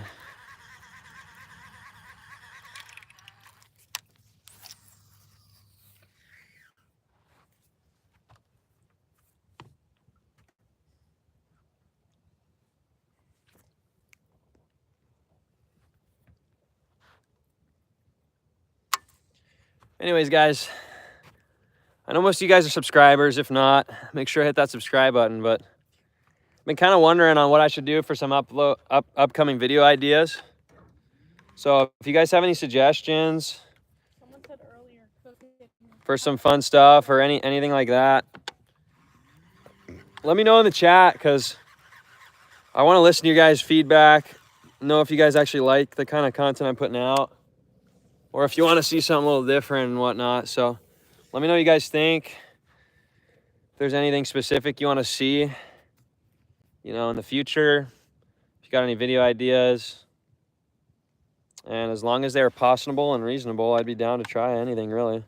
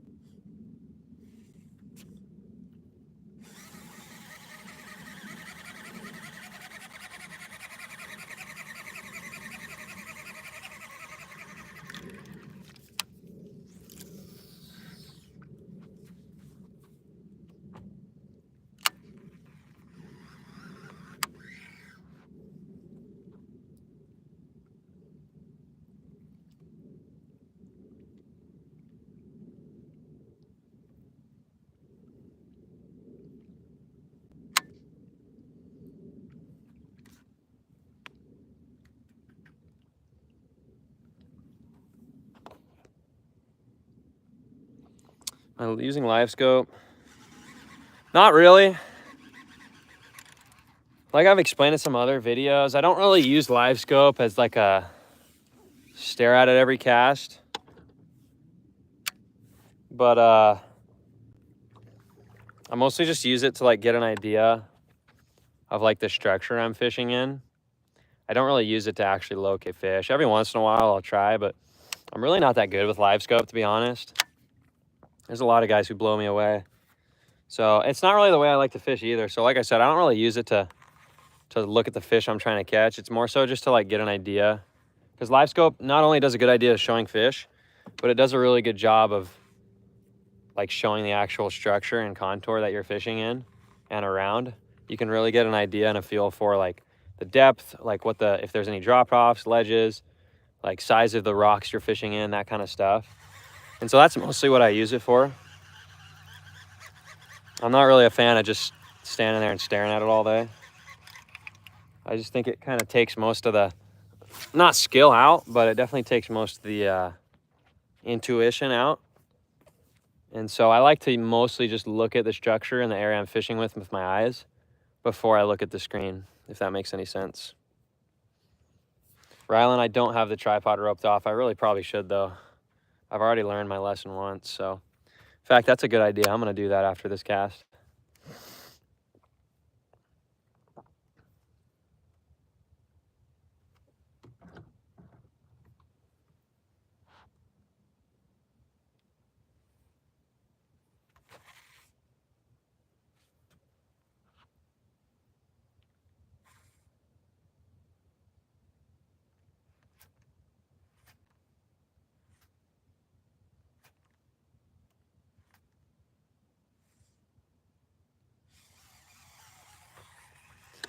I cannot believe that all the fish we caught were 5 minutes before I started this live stream.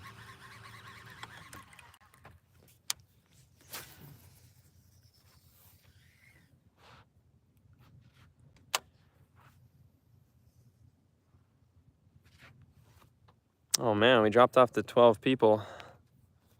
Everybody's leaving.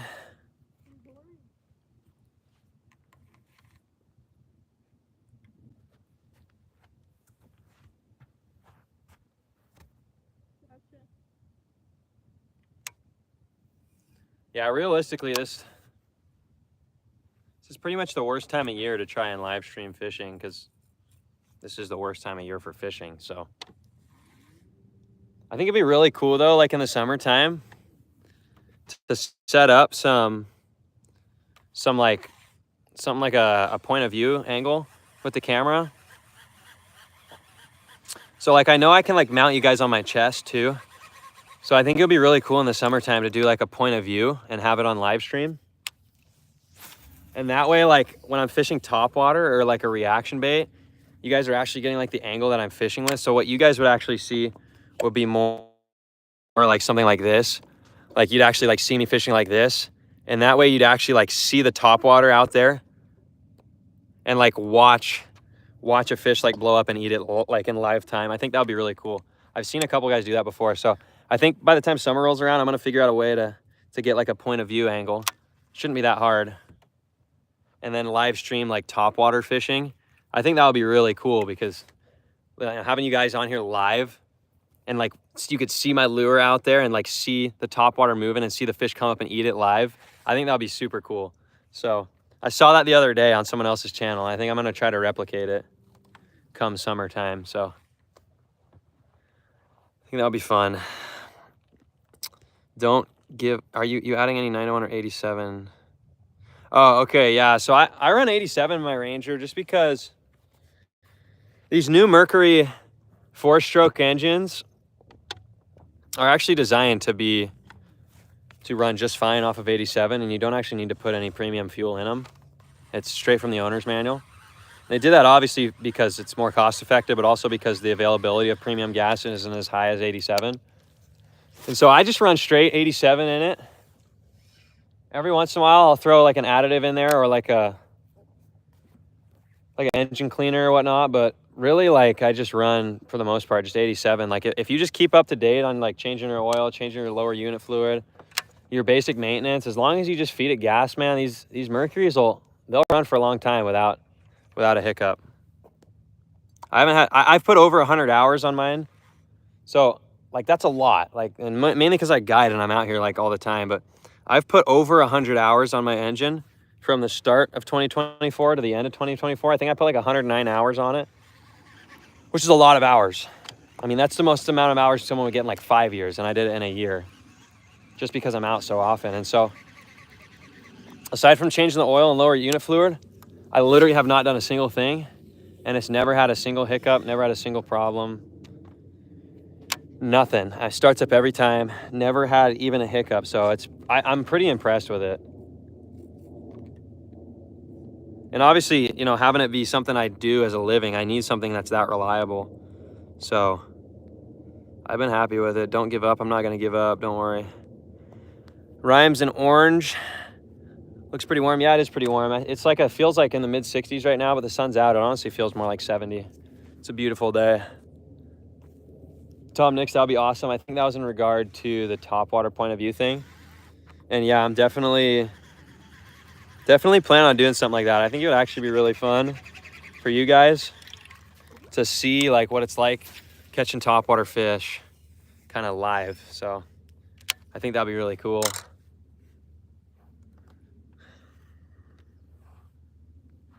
Plus it would make some really cool footage for me too. So I think that would be a win-win for sure. I don't know. I feel like there's something cool about like the live thing. Like obviously probably on a day like today, it's not that cool because it's been pretty slow, but on a day with like a lot of action, catching a lot of fish, getting a lot of bites, I feel like the live thing would be cool. Like watching a video is cool, but I feel like there's something cool about like the live stream where you can actually like interact with me real time and ask me questions and whatnot. And I feel like it just kind of makes you feel like you're there a little bit more in real life than it is just watching a recorded video that could be 2 days old, you know? So I don't know. I always enjoy watching live stream stuff, so hopefully you guys like it too. I think there's just something cool about it being in person and in real time, as opposed to, you know, a video that could have been uploaded 5 minutes ago, but I could have recorded it 3 days ago for all anybody knows.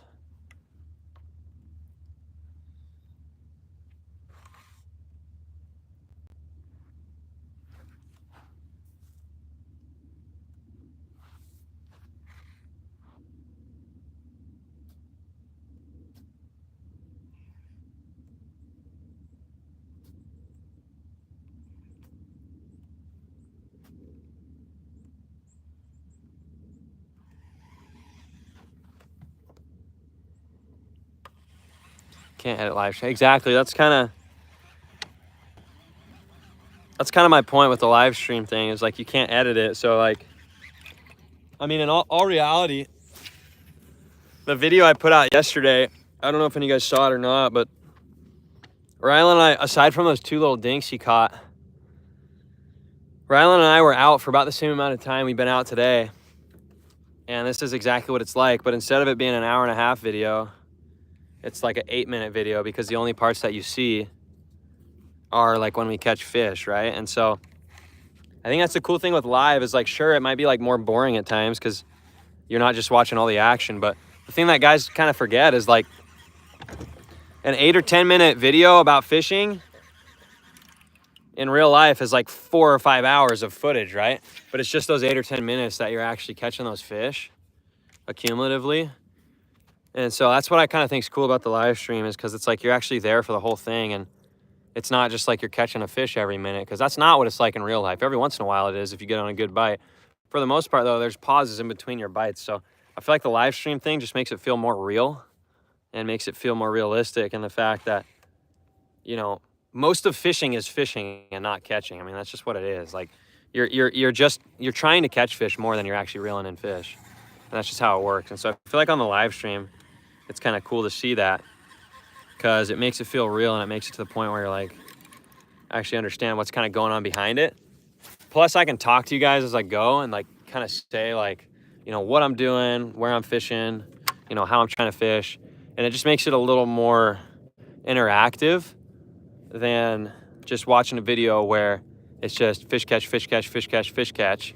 5 minutes later, it's done. When in reality, that was like 4 hours of fishing, but you only see the 5 minutes of action. So I don't know. That's my take on it. I don't know if anyone agrees, but I think the live stream thing is just kind of fun.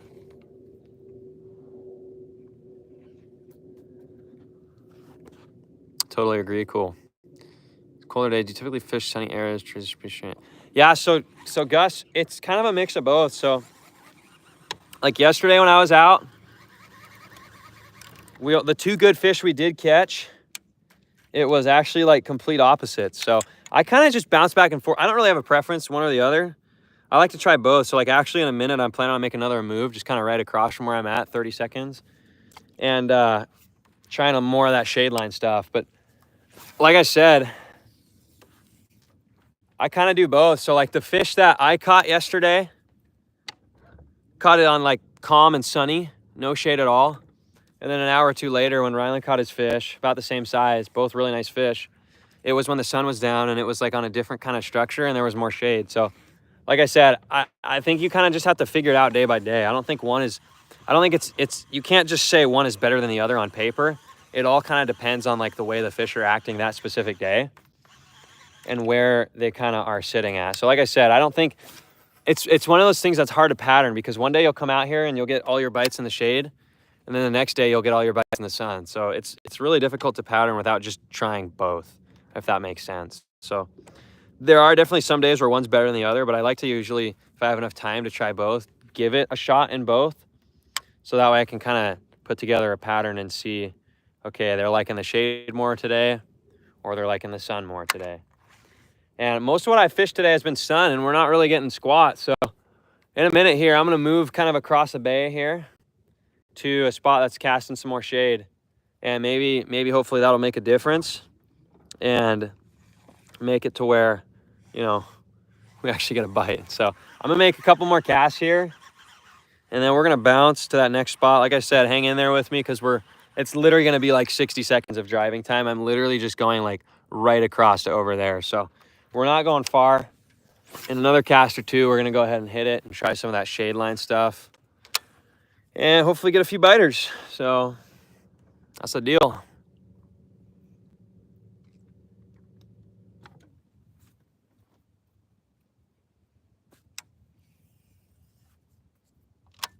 Hope it isn't too boring for you guys. But once again, it's fishing, not catching. Also, I don't know if you guys would rather have me like talking more like this or just kind of being silent. So let me guys know, or let me know if you guys prefer like when I'm more commentating kind of telling you what I'm doing, or just if you guys just want to watch me fish, and I'll shut up. So let me know which one you guys like more, and I can kind of do whatever you guys want. I can talk more or just be quiet. Is it the same in summer? So yeah, Gus. In the summertime, I found that the shade lines are typically going to be better. So that's just because the water's hot. Those bass don't want to overheat in the sun. And so for the most part, most of the bites I'll get in the summertime are either going to be in those shade lines, those darker areas where that water's cooler, or like in really deep water, 35, 40 feet, where that thermocline hits and where that water is as cool as it would be in the shade. So that's kind of my pattern for the summer, is typically those darker, cooler areas are going to be your best shot at catching some fish. So that's kind of the deal. Whoa, we just jumped up to like 23 people. We just were at like 15.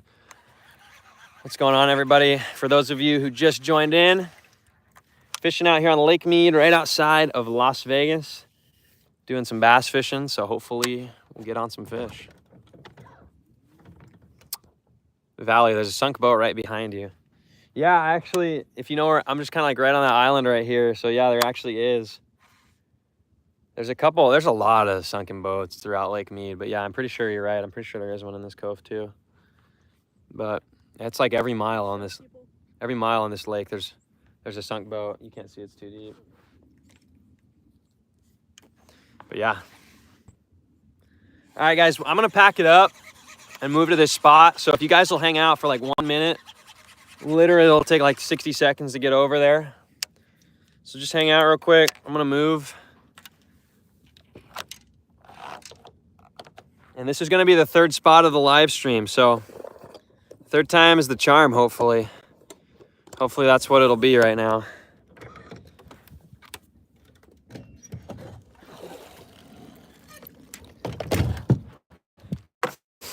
All right, let's do it.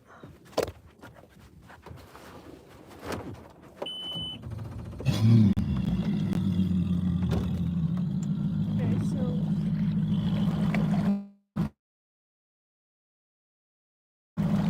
Oh, here we go. We're gonna bounce on out of here. Hit this next spot. We're just going right there. not gonna lay like that though. And hopefully we'll get on a few fish. So hang out for just a sec, guys. We're gonna move and then we're gonna get fishing again.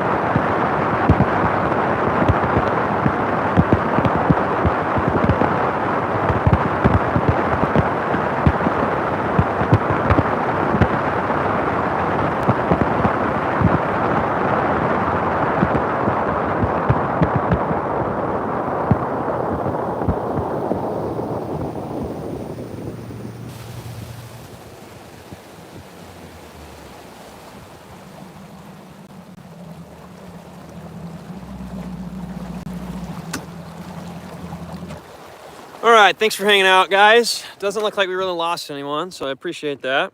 I'm gonna go ahead and tie a rope to this GoPro, as suggested, so I don't drop my phone in the water and lose it. I don't think I have a rope, to be honest. Yeah, you do. No, I seriously don't. I just bought a rope for me on there. Maybe this is one? There we go. All right. Bear with me for a sec here, guys.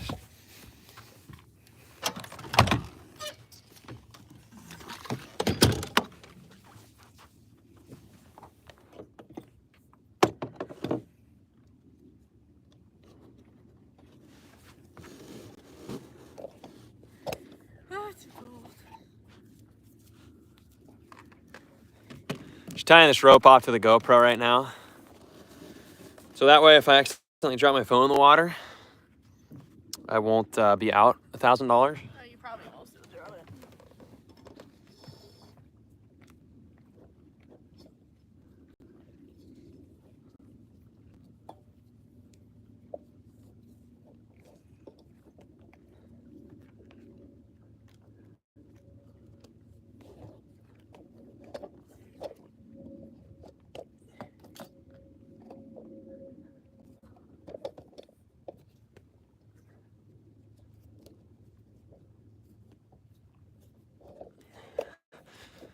All right.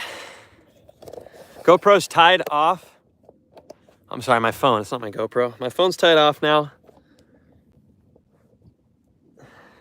So that way now, if I do decide to drop it in the water, it won't sink.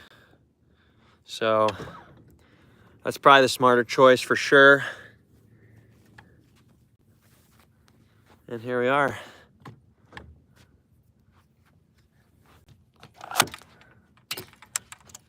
All right, looks like we still got most people. Looks like we lost a few, but that's all right. The guys who are still here are still hanging out. So appreciate you guys. We're gonna keep on fishing. Yeah, Ryan, I don't wanna repeat that at all. Good luck, hope to see you caught fish or two. You heading out, Valerie? All right, Valerie, thank you for tuning in and being here. Hopefully we'll see you again on another live stream. Appreciate you coming by. I'll probably see you down here on the water too, considering you live down here, so thanks for coming in. Okay, guys, we're gonna hopefully catch one here. It's time to lock in. I'm gonna start fishing hard, and hopefully we'll get a bite on here for you guys, because man, we can't go 2 live streams in a row with no fish. That should be illegal. So we're gonna try and lock it in here, fishing on this kind of bluff wall. And yes, Tom, the answer to your question is yes. That's where we're at. Fishing on this steeper stuff, and hopefully we'll pull out a fish or two here. So let's get it rolling. Let me know, guys, once again, if you guys have any questions on the setup I'm using, rod, reel, bait, lure, anything. Be happy to let you guys know what I'm doing, how I'm working it. Bait, what's up, Mario? I think you're on the last live stream. Welcome back, my friend. Right now we're throwing a 1/2 ounce jig on some braided line to fluorocarbon leader, medium heavy rod. Trying to just imitate a crawdad. Yeah, Tom, this is a good spot just because it's so close, but it actually usually produces a couple fish. So when I only have a couple hours to go out on the lake, I like to go to this spot because it's literally like 30 seconds from the marina. And usually you actually do catch a few fish. I mean, to be honest, Tom, it's not like this spot isn't amazing or anything. I mean, it's just kind of okay, but the nice thing is it's just so close. And so if you don't want to go far, usually you're still able to pick up a few decent fish right here. I mean, it's by no means not something I would use probably for like a tournament. There's definitely better spots. Like, you get what I'm saying? Like, it's not somewhere I would go in like a tournament or if money was on the line for the most part. But like, if you just want to go out and kind of hang out and have a good time and not go far, this is a good spot to do it. So yes, indeed. It's time to put it together. I'm feeling it. I think we're going to get one soon.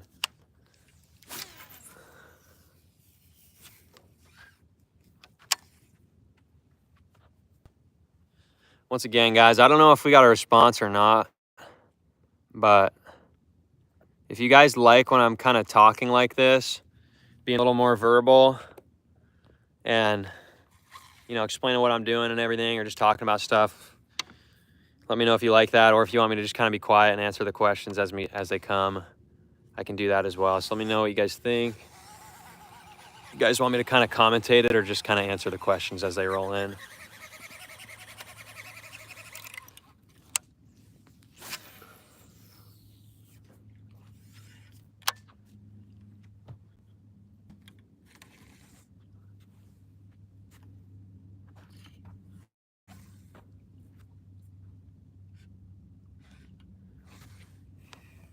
Tom Nick says both. All right, appreciate you responding, Tom. I'll kind of just keep it a good mix then. I'll kind of update you guys as I'm going, and then I'll also be quiet sometimes. So let you guys kind of just enjoy the peace and quiet out here. Enjoy the fishing, the lake. I mean, look at this day, man. This is just so beautiful. This lake is literally just grease flat. There's not a wake on this whole lake, man. This is one of those days you dream for sure. So my whole thing with a day like today, catching a fish is the bonus. Just being out here on such a calm, warm, pretty day in January, that's the ticket right there. Anything else is just a bonus.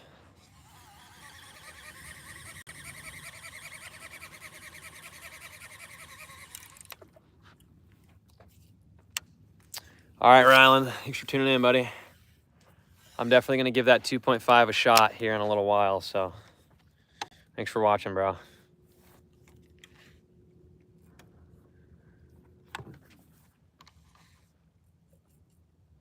Yeah, I mean, not a bad turnout today, though, guys. I mean, we've had consistently between, 18 and... Oh, man, we just got a biter, guys. That was a bite right there. We just missed it. Just one of those pressure bites. I was reeling it up, and he was just, like, on. Nothing I could do about that one, though. I was just reeling it, felt the bite, and I think I swung a little bit too soon. Getting antsy. But, yeah, I just got thumped on the jig, man. I threw it out against this wall. It was sinking. While it was sinking, there was just like a thunk. So it was for sure a bite, and I felt him on there for about a half a second, and then he just kind of came off. So that's a good sign, though, guys. I mean, got a bite that soon into a new spot. That means we should hopefully be able to pull one out soon. That is definitely a good sign. So we're gonna try to stay on that trajectory. Crappie thump. Yeah, I know. That's exactly what it felt like.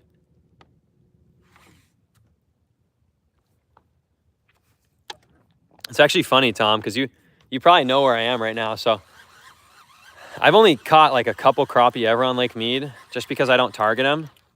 But from my understanding, like most of the crappie you see are up kind of on the Overton Arm, Echo Bay area.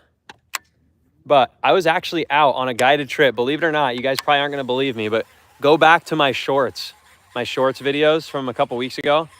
I actually took out 3 of the Vegas Golden Knights. So the Vegas Golden Knights hockey players. I think it was Joe Fleming, Kai Utrez, and Brandon Brisson. And the one guy actually caught a crappie on this wall right before the day was over. I took him right here for the last couple minutes, and I think Brandon caught it. He literally caught like probably a 1.5 pound crappie, big old slab crappie right here where I'm fishing, Tom. It was the craziest thing. I've never caught a crappie ever this far down in the lake. I mean, not even in the lower basin at all. But here he was, just this giant crappie. I was completely shocked. I mean, I've never even caught one down here, ever. And I fished this lake for years. And here he is pulling out a big old slab crappie right here next to Hemingway. It was the craziest thing. I was literally shocked. Yeah, that was cool, though. Let's see what we got. What's up, man? Hey, Noah, what pound braid and leader are you using? That's a great question, man. So right now I'm throwing 25-pound braided line to a 10-pound fluorocarbon leader. So like I explained earlier, I like that lighter fluorocarbon out here on Lake Mead just because of how clear the water is. So I like to throw anywhere from 10 to 14 pound. Usually 12 is the sweet spot. But on a day like today where it's really calm and clear, I'll drop down to 10. And as I was explaining earlier, you get more bites that way, but you lose more fish because it breaks more often. So it's kind of the double-edged sword, but typically you throw something heavier than 10-pound tests on a jig. But out here on Lake Mead, it's a different story because of how clear and calm the water is.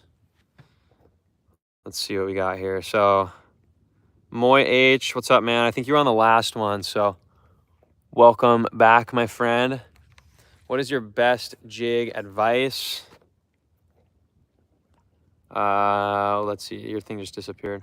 Oh, what is your best jig advice for Mead? I always have the worst luck with a jig. Dude, honestly, man, I never really fished a jig often at all on Lake Mead until this year, honestly. This year, I really kind of committed to the technique because you always hear guys talking about how, oh, a jig is their number one bait. A jig's their top confidence bait. I catch so many fish on a jig. You always hear guys talking about it.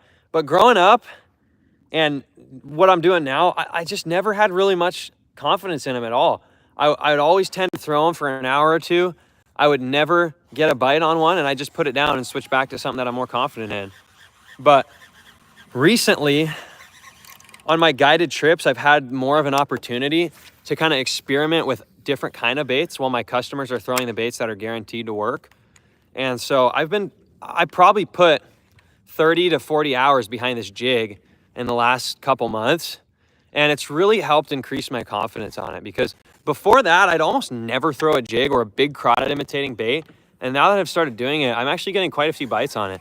It might just be a time of the year thing, because to be honest, in the summertime and fall, I gave a jig a pretty good shot too, and I would hardly get any bites on it. But for some reason, this winter specifically, I've been doing really well on a jig. And so, and not just one specific jig too. I've been throwing mini jigs, so little 2.5 inch jigs. I've thrown full size 5-inch jigs, and pretty much everything in between.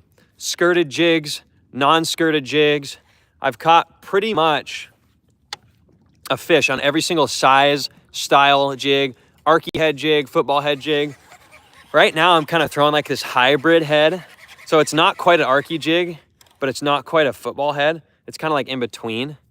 But basically, this one's a full-size jig right now, but I've really just increased my confidence just from throwing it. And so like you were asking me, you know, what's my best jig advice?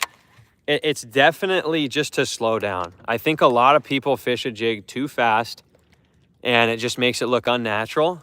And I think that's the problem most guys have, is they get impatient, they fish it too fast, and then they don't get bit and they put it down. But if you notice me, I'm fishing this jig really slow. In between drags or hops with my reel, I'm letting it sit there for 5 or 6 seconds every time, usually.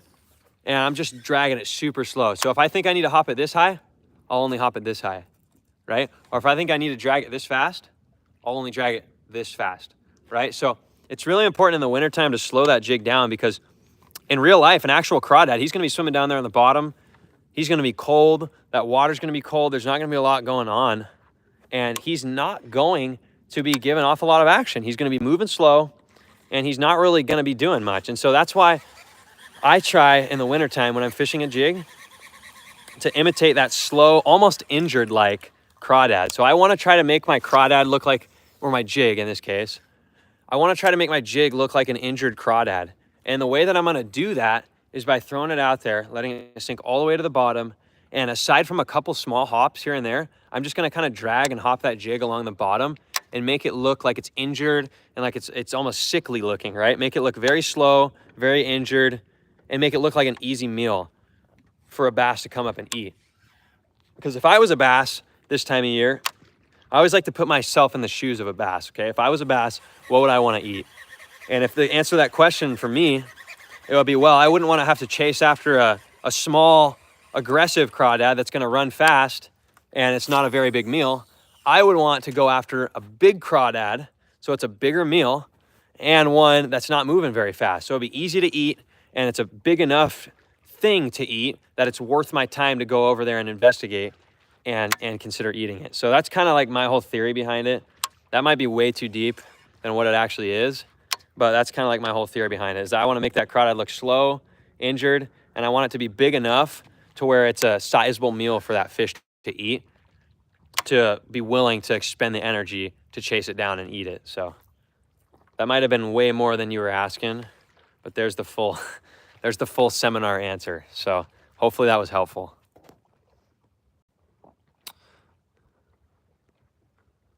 Yeah, Tom, you watched that video yesterday. That was cool, right? South Cove, yeah, South Cove's got some crappie. Mr. A, the letter A, you asked, enjoy the content, what depth are you casting? So right now I'm fishing on kind of like the steeper bluff wall. And typically my bait's landing anywhere between 10 and 25 feet. So I'm kind of fishing it right on the cliff and letting it fall. Typically between 5 and 10 feet. And then by the time I finish my cast, it's sometimes as deep as 25 or 30 feet. But on average, most of the bites I'm getting are between 20 and 30 feet.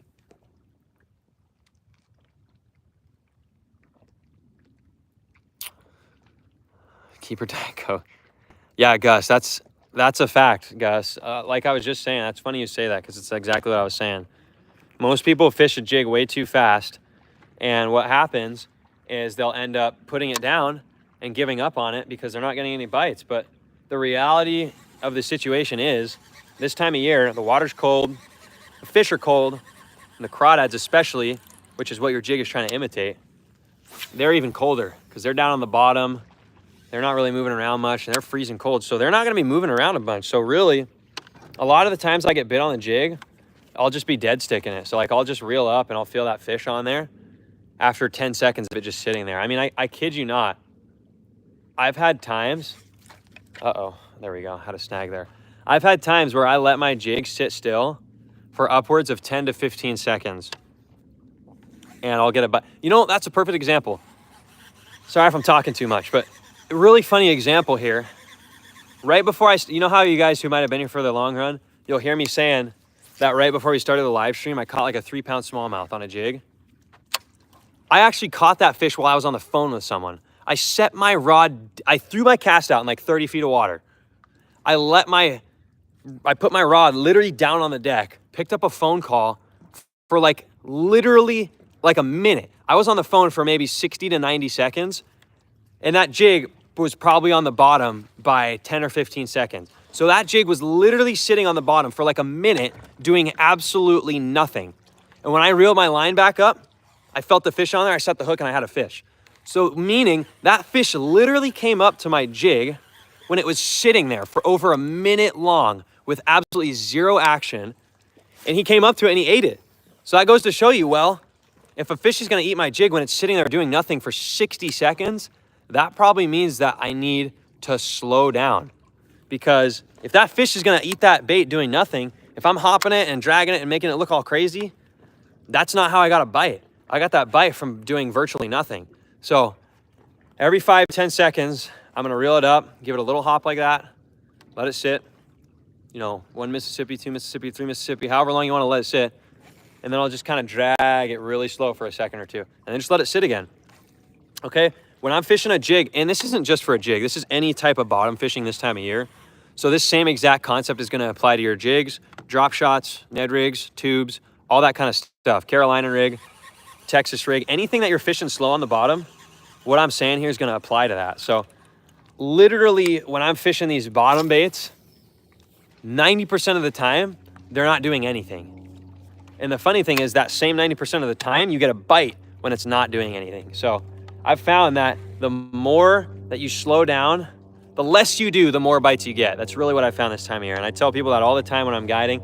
As soon as you think that you're going slow enough, slow it down even further. I mean, you really want to make that thing look like it's hardly alive. And once you kind of key in on that and you hone in that skill, you'll start to notice your bites are going to increase exponentially than you were getting before when you were working it too fast. So there's my 5-minute long jig seminar. I'll shut up now if you guys want me to stop talking. Do you use forward-facing sonar? I do. Magic Eclipse, I do use forward-facing sonar. But in an area like this, I'm not really using it at all because most of the casting I'm making is going to be like visual according to like the rock. So even though I do have it on right now, I'm not really even looking at it. Moy, yep, that's me an hour in. I put it down. Definitely think I'm fishing too fast with the jig. Yeah, exactly, man. That's kind of the thing is like you end up fishing it too fast and then you stop getting those bites. So like I said, if it wasn't for the opportunity that I've had this year when I've been guiding and just having that jig, and like the last 5 or 6 trips I've had guiding, I've had that jig in my hand the entire trip, all 5-6 hours of that trip. And I've done that repetitively. And what that's kind of taught me is that this time of year, Lake Mead specifically, but this is probably pretty universal too. that for any of your jigs or bottom contact baits, the slower, the better. And like I said, more than half of my bites, I'll get when it's just sitting there. I'll hop it once and then I'll let it go back down, let it sit for 20 seconds. When I reel back up, that fish is on there. Meaning he saw it hopping around, but he came up and ate it when it was sitting still. It's really interesting. It took me a long time to learn that. Yeah, Gus, like I said, it's a hard thing to teach yourself to slow down and fish slower than you think you want to or need to. But once you do, it really kind of teaches you those fish's behavior. It teaches you what they want and what they're looking for. And it allows you to get those bites when other people aren't, when they're fishing it too fast. So I'll be quiet now for a minute unless anyone's got a question. That was a lot of talking. Chilling? Good? You reading a book? What book?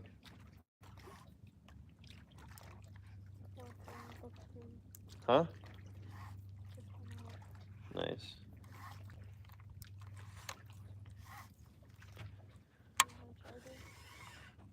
Tom Nix, really good info. Thanks, man. I'm glad, hopefully everything I just blabbed about for the last 15 minutes was helpful to someone. So I'm glad it was helpful to you, Moy, and to you, Tom. So appreciate you guys listening to me blab, but I'm passionate about this stuff and I like to share it with other people in hopes that they learn something. So I'm glad that was some good info. Hopefully you can apply some of what I said and catch more fish next time you're out. That's the whole idea.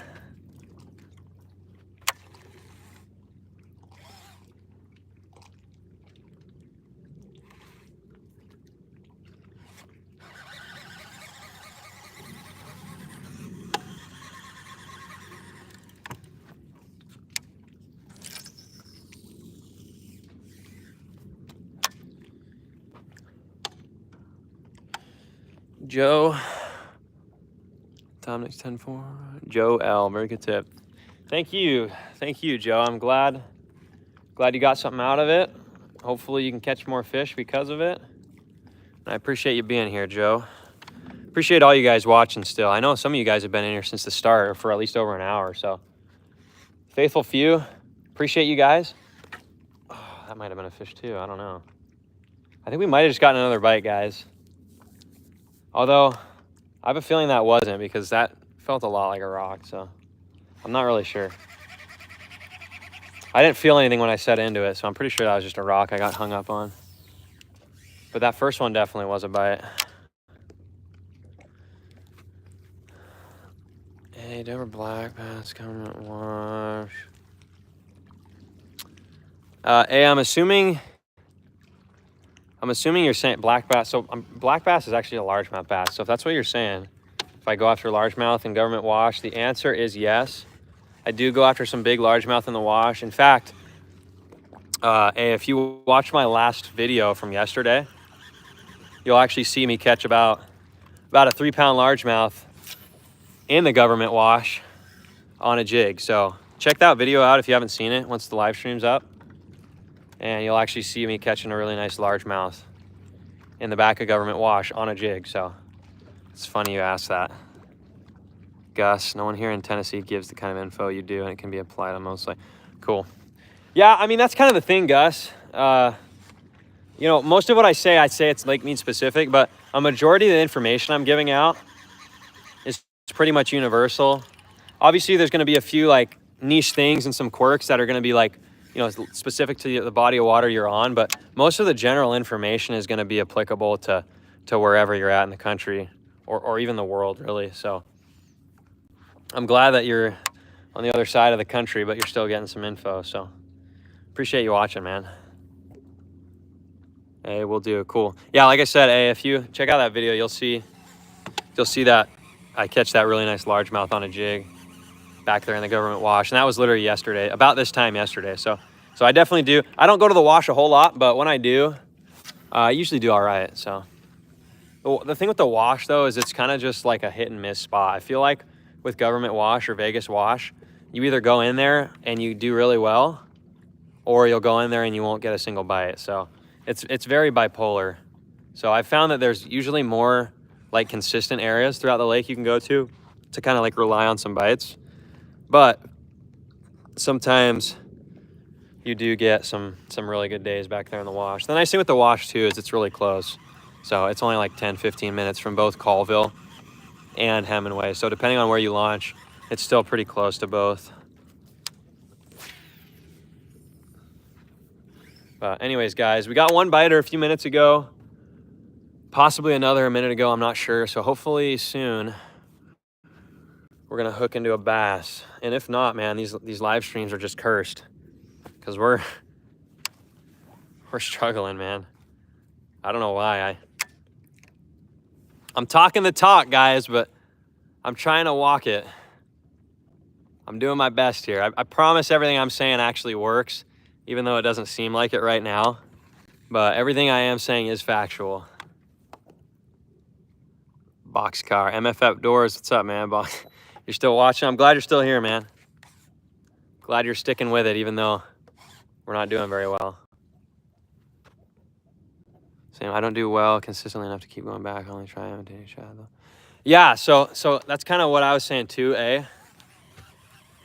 is like, I never do like really well there. Like it's very hit and miss. Like it's usually not a place that I'll go on my guide trips just because it's very wishy-washy.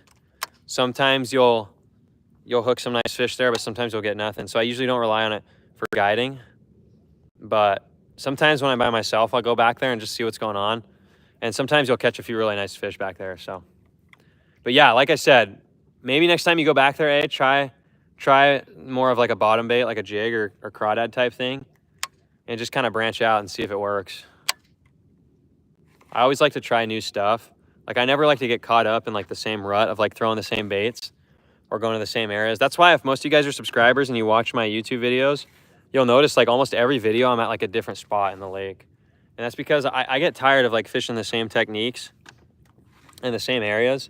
And for me, even though I know that like I can go out and throw this bait and catch a fish at this spot, I prefer going out and like trying new areas and new baits and techniques.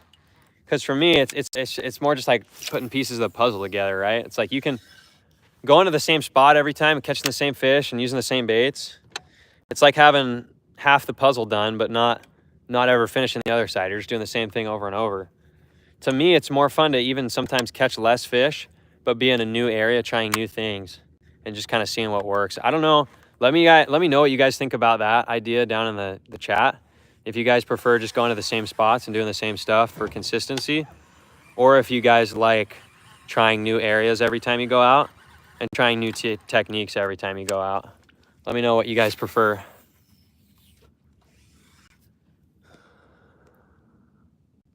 Tom, boat launch conditions aren't bad.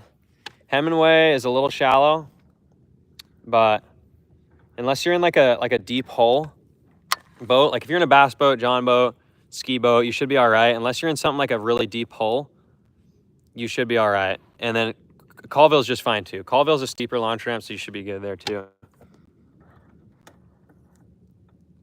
What's up, Braden? I'm on Lake Mead right now, Braden. So I'm on Lake Mead. It's just about 10 miles outside of Las Vegas, Braden. And so the lake I'm on is actually only about 40 minutes from the Las Vegas Strip downtown. But you'd never guess that. Where are you from, Braden? You say you got ice on your lake? Where do you live, man? Anyways, guys, I'm completely shocked. We've been streaming for 2 hours and have not caught a fish. We've gotten a couple bites. This is just crazy to me, though. So I really appreciate you guys sticking it out and keeping your fingers crossed for me. So we're trying our darndest, but some days that's just fishing, man. Some days that's just fishing.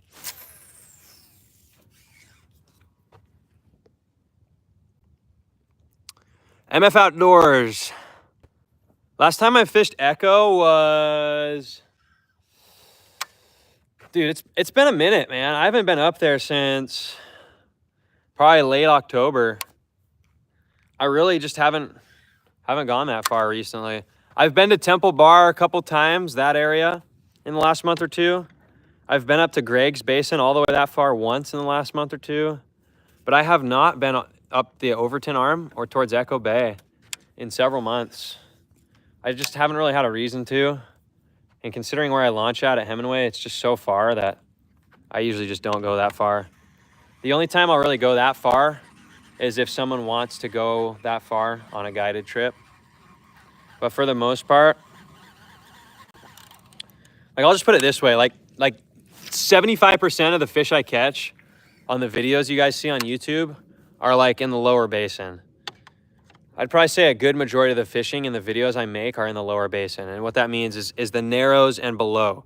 So what part of the lake that's the part of the lake with the dam, with Vegas Wash, and everything below the narrows. So that's the lower basin, and that's 75% of what I fish, just because it's in my backyard and it's close to me and you don't have to use as much fuel and it doesn't take far to get anywhere. But most of what I fish is lower basin, so like anything up above Colville, really, I don't get to that much. And it's just because I like to keep it local and fish where, you know, within 10, 15 minutes of the launch ramp, usually, sometimes 20, 25. But I mean, gas costs a lot. And also, when you have to drive further than that, you usually cut out a lot of your fishing time. So usually I keep it pretty local. Tom likes new areas, different baits, techniques. Yeah, same here, Tom. I just don't like getting stuck in the same rut, in the same areas and baits. I'd rather go experiment with new stuff. Tim and UT, what's up, my man, Tim? Guys, for those of you watching, Tim is the guy who won the free fishing charter. So congratulations, Tim. Everybody give him a congrats. He won the random giveaway. And we're going to be going out later this year when it warms up. He wants to wait a few more months until weather warms up. And we're going to go on that free trip. So what's up, man? Braden, Minnesota. I just slammed smallmouth today. Nice, man. What size smallmouth do you get up there, Braden? Do you guys get pretty big ones or just kind of a couple pounds?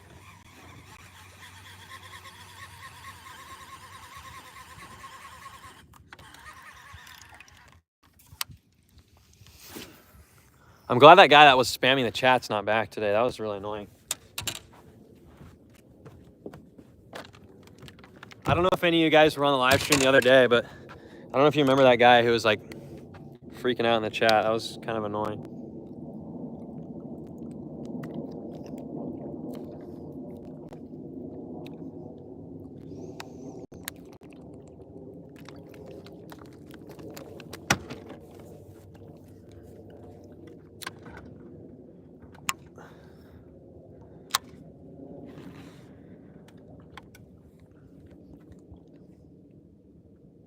Anyways, guys, trying my best here.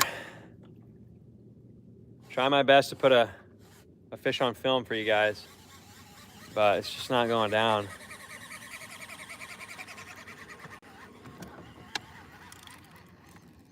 You know what, guys? I'm gonna...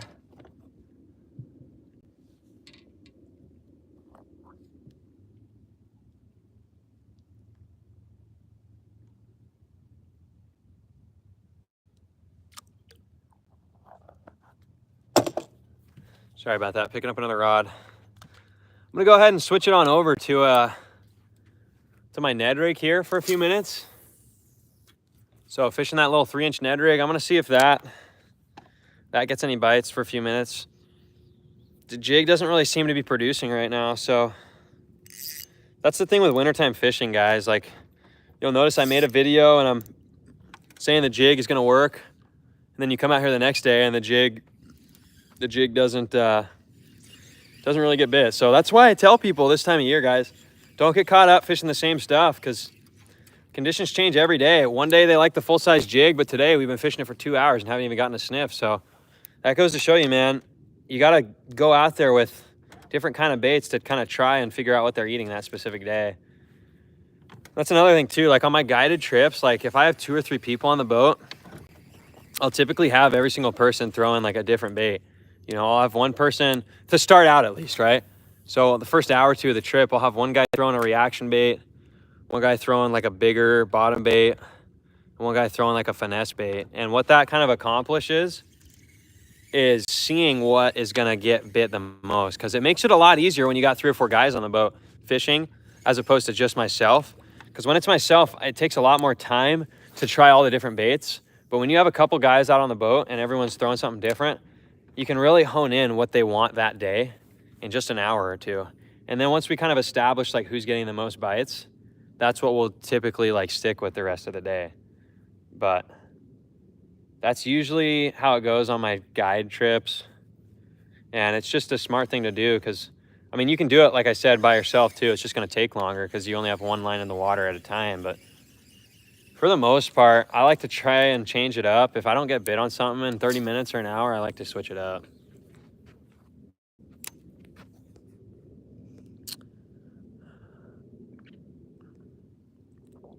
Oh, you weren't here, Tim? Yeah, anyways, there was just a guy in the chat that was like sending like 50 messages all the time. It was really annoying. We finally got him kicked out. He came back a couple times, but yeah, like nobody could like read anything in the chat because this guy just kept like spamming it with random messages. So I'm glad we don't have anyone like that today. Braden, 3-4 pounds. Nice, man. Those are some nice fish. Yeah, MF Outdoors, man. Gas money is a real thing, my friend. And that's why, like I said, I typically stay within a couple miles of the launch ramp most of the days, unless I'm guiding. Just because that fuel adds up quick. And all of a sudden, you're like, oh, I just spent $100 in 30 minutes, you know? And so I kind of try and just not go super far when I don't have to. But Braden, I've never been to Minnesota, never once. I hear there's some cool fish in there though, so I would like to get there at some point.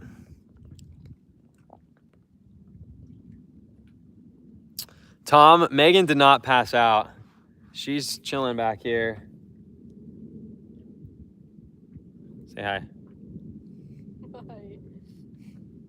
I'm alive. Yeah, she's still alive, guys. Don't worry. She's just being quiet. She's camera shy today. I'm just kidding. No, she's not. She's just reading a book.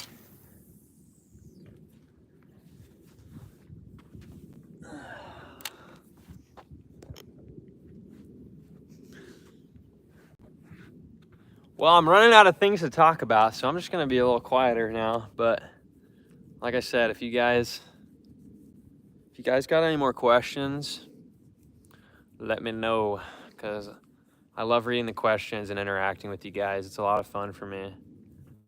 So let me know what's on your mind. If you got any questions, happy to talk about them. But basically, like I said, we're doing the same thing here. Just fishing these steep walls, pitching that bait right up against the wall and just hoping to get a biter.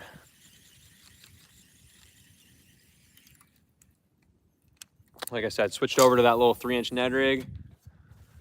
So hopefully, since the jig wasn't really working out, that might produce a bite. So we'll give it a run for a few minutes.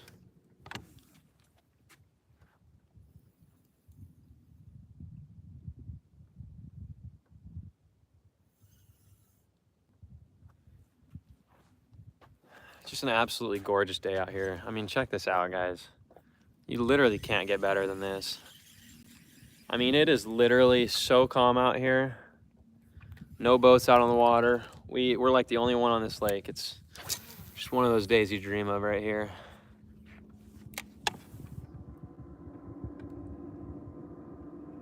I say that and then there's a boat going by right here.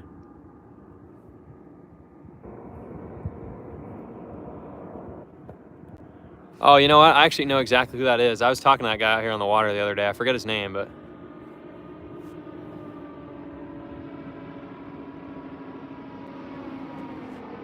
that's funny. That guy, I was actually just talking to that guy out over by Colville when I was fishing the other day. That guy's got a sweet boat. He's got a 25-foot like Ranger Bay boat, center console. It's a really cool boat.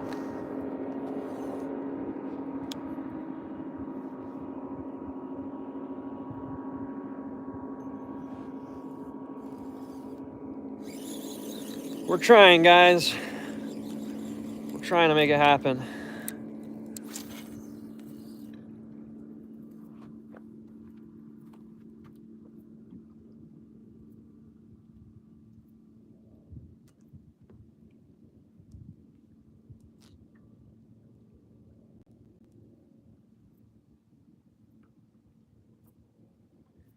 Somehow we just got this big old wind knot in my spool. I have no idea what this is from, but this is exciting. This is one of the wonders of braided line, is you get fun stuff like this. There we go.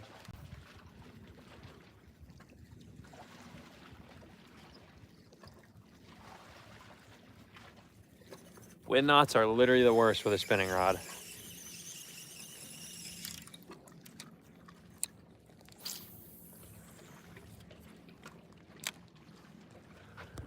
Let's see, I think I missed a few chats here.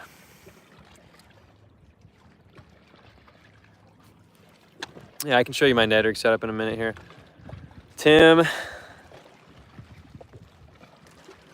I've never done pike or muskie, but I have done a ton of saltwater fishing. So for those of you who don't know, if you guys have been subscribed for a while, you'll know this, but most people here probably don't. But I actually grew up in Southern California.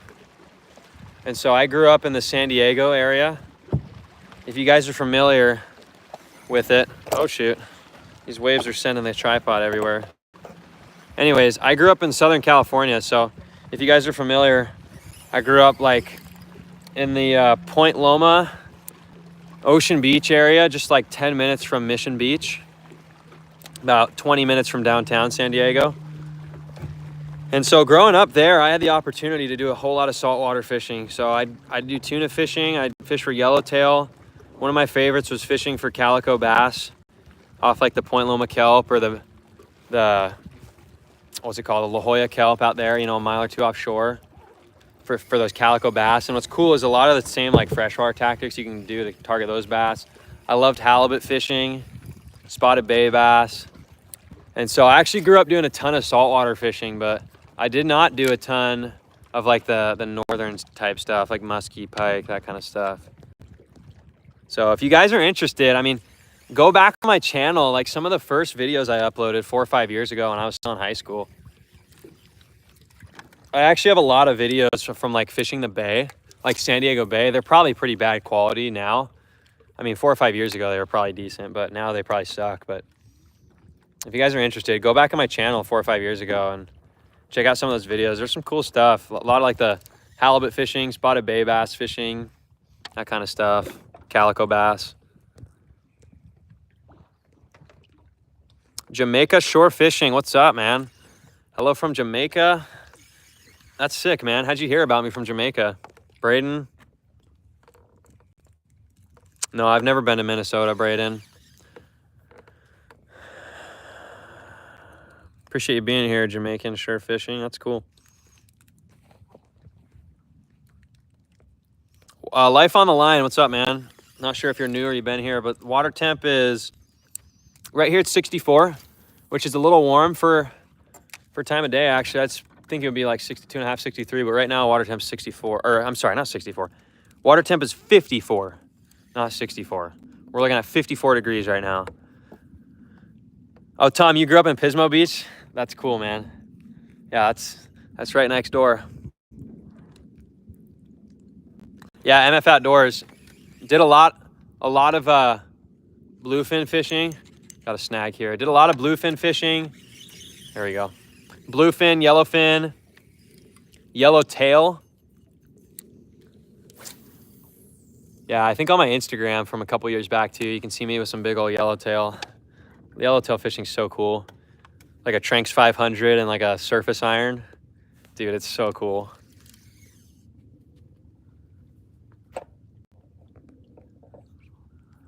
My trolling motor is not following a route. I'm just using the foot pedal to steer it as I go.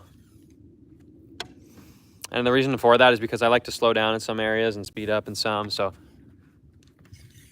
it's easier for me if I just do it manually than trying to have it on a route.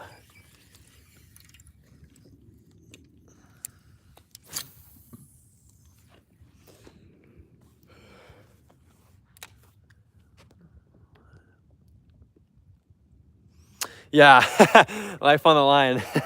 Yeah, I realized I said 64 for like 30 seconds until I corrected it. I was like, no, 64 would be way too warm.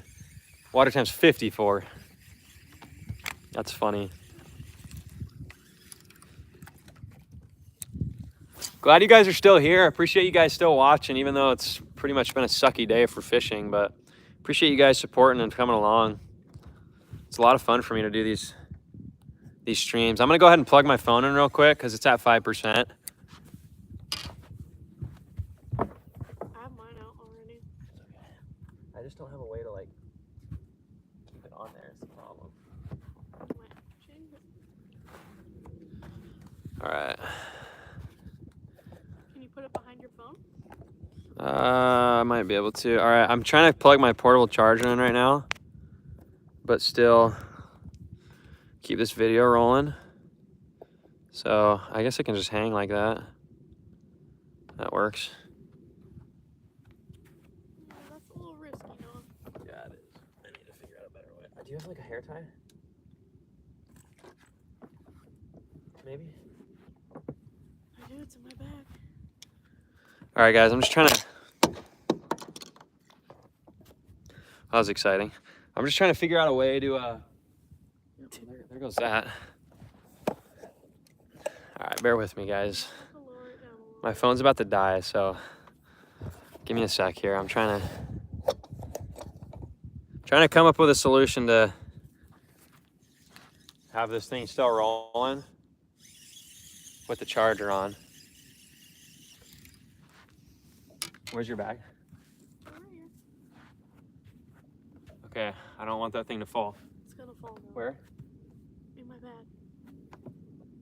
That's not a good idea. Where? Dude. A hair tie or hair clip? I don't know. Just help me out. No, but I don't need to help you out. Just your thing. I'm gonna eat all this chocolate bar. No, don't eat that. Okay, you can have half. I'll have half. You already had half. No. There you go. Sorry, guys. Bear with me here. Trying to just get this set up here to where... Nope. That's gonna fall. That's fine. Trying to get this set up here to where I can keep this thing filming with the portable charger on here. So just hang out for just a sec here, guys.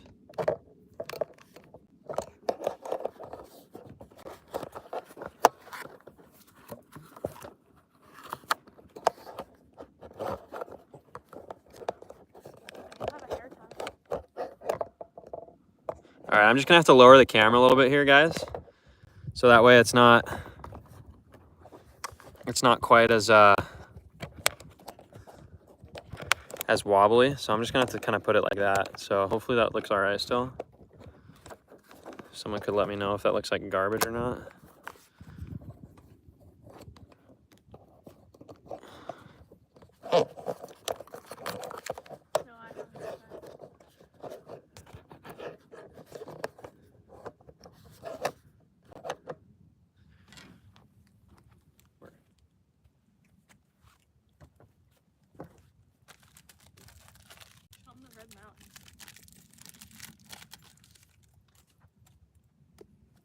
Go soon if you're going to. I know. Like 10 minutes.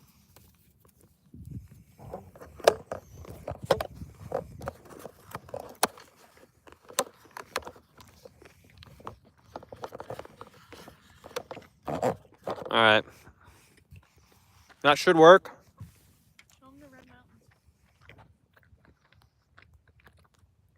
Check out the mountains right now, guys. So pretty.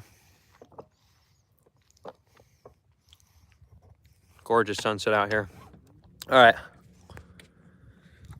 Sorry, guys.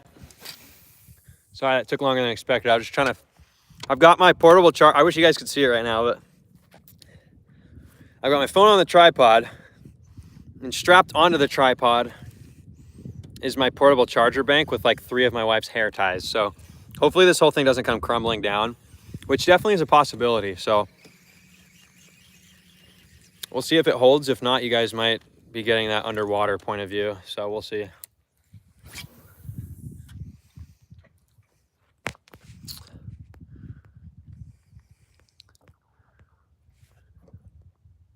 Gus, I appreciate it. I've tried to give some good info. Joe, thanks for the live stream. Take care. All right, Joe. Have a good night, man. Thanks for coming in. MF, do at least 4 SD trips a year, doing 3-day. Nice, man. Those 3-day trips are so fun. 3 days the perfect amount of time to go out on a trip to where it's like long enough, but it's not like a whole week to where it feels like you're never gonna see the shore again. 3-day bluefin trips are awesome. That's gonna be fun, man. I'm excited vicariously for you. Life on the line, 55 degrees. Dude, it's true, man. That's totally true. Like 55 degrees is literally that turning point. When it gets below it, the bite just gets tough. And once it finally comes back up, the bite just kind of turns back on. Tom Nick's gonna bounce. Thanks for the info. Absolutely, Tom. Thanks for coming by, man. You might already be gone, but if not, thanks for coming, man.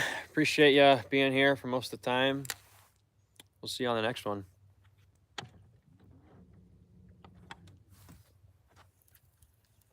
Bedtime, Gus. All right. Thanks for coming by, buddy. We'll see you on the next one. Hopefully we'll see you out here come March. Mario, catch anything? So, like I said, Mario, I literally have been fishing for like 2 hours, and the only bite I got was like 2 minutes before I started recording. I caught about a 3-pound smallmouth bass.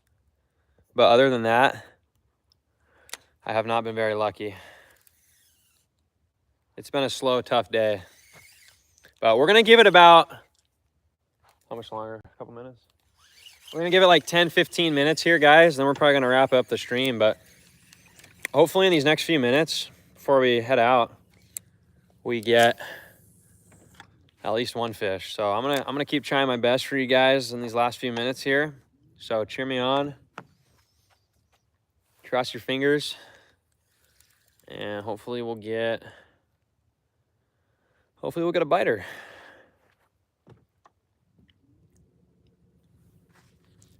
The nice thing I like about sun shirts in the wintertime is that you can put them on to stay out of that sun during the day.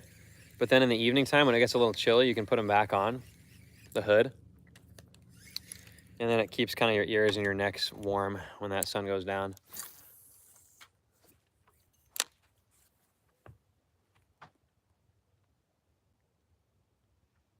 Yeah, MF. I agree, man. I think 3-day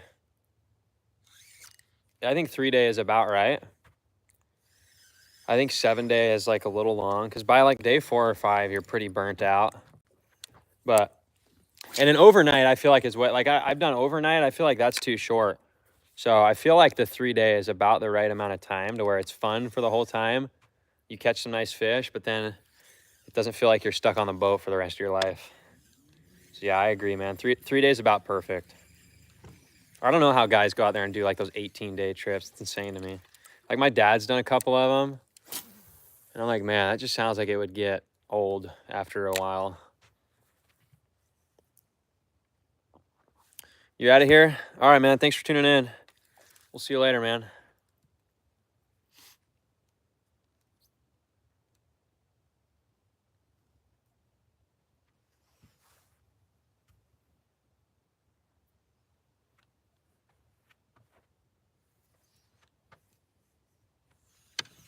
Trying our best here, guys.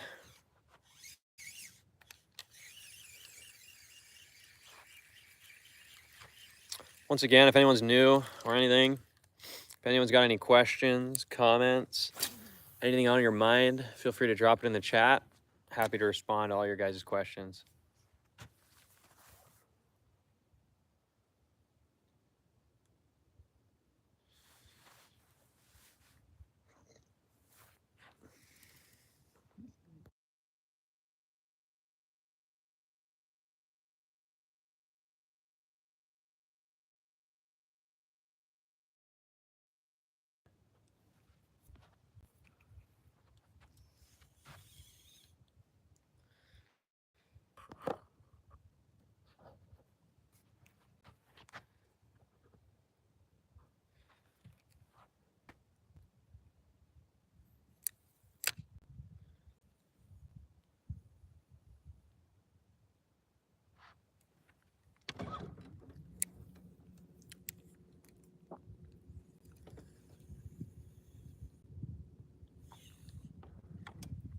All right.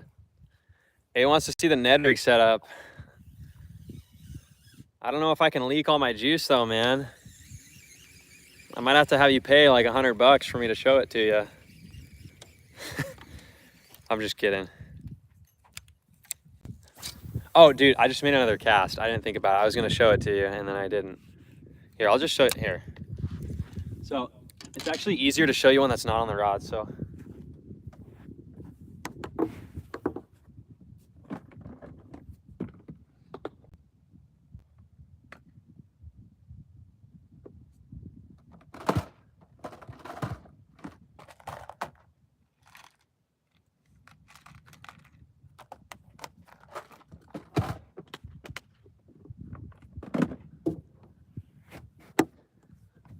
All right, so the reason I'm gonna show it to you not on the rod is because it isn't in the rod. No, dude, I promise it is. But look, check this out. So what I'm doing is, the reason I'm showing you like this is because I like these heads. So this is the Z-Man. It's called like the Ned Lock Z head. And basically the reason I like it is because it's got that like big barb right there. And that keeps your hook on really well. And then you can see it's got a heavy wire hook on it too. So the problem with most of the Ned heads is the wire of the hook is too light and they bend out. And then right now I'm throwing it on a bold bluegill. This is the Robo Worm, 3-inch Ned worm. So when you pair that up, you're gonna be looking pretty much just like that guy right there. So that's the setup.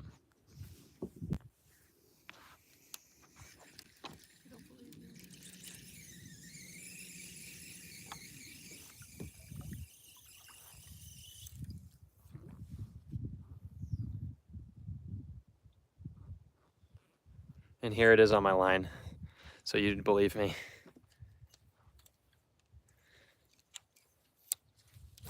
So there's proof. I'm not lying. I actually really like those Robo Worm Ned worms, but so I actually was sponsored by Robo Worm for a couple years, and then unfortunately Robo Worm got sold out to GSM Outdoors. And like how most other people have said, once a small company gets sold out to a big corporate conglomerate, they don't give a crap about anyone anymore, and they don't care about sponsors anymore. So I'm not really sponsored by them anymore, but I was sponsored by RoboWorm when Greg Stump and Mark Taylor were running it for a couple years. And so they would send me a bunch of RoboWorms all the time. And so I had a chance to try out a lot of different like stuff that wasn't released yet, or stuff that, you know, a lot of people are throwing. And so basically I got really into like the bold bluegill color, that same color right here, because it's like this brown color on top, but it's got like that lime green neon on the bottom. So the cool thing with that color is that it's a good mix of like the natural brown with that little bit of neon. For some reason, like these smallmouth really like that like little bit of flash and color. So that bold bluegill color is a really good way to imitate obviously a bluegill, but also like, you know, just a little crawdad or something wiggling around down on the bottom, all that kind of stuff. So I really like all the RoboWorm Ned rigs, and even though they don't have claws, they still do a good job, like the actual action they give off, of imitating like a little crawdad on the bottom or something like that. And so I throw those Ned rigs a lot. So honestly, like if you watch any of my videos, man, like you'll see like probably half the fish, if not more. I'm leaking the sauce here right now, all right? I don't tell everyone this, but probably half the fish, if not even more, that I catch in my videos come on that exact setup. When I have like a spinning rod in my hand. Does that make sense? So like anytime you see me catch a fish and I don't show you guys the bait on a video, probably a good at least 50% of the time, that's what I've got tied on. So there you go, cat's out of the bag. Now the RoboWorm sales on that item are gonna go through the roof.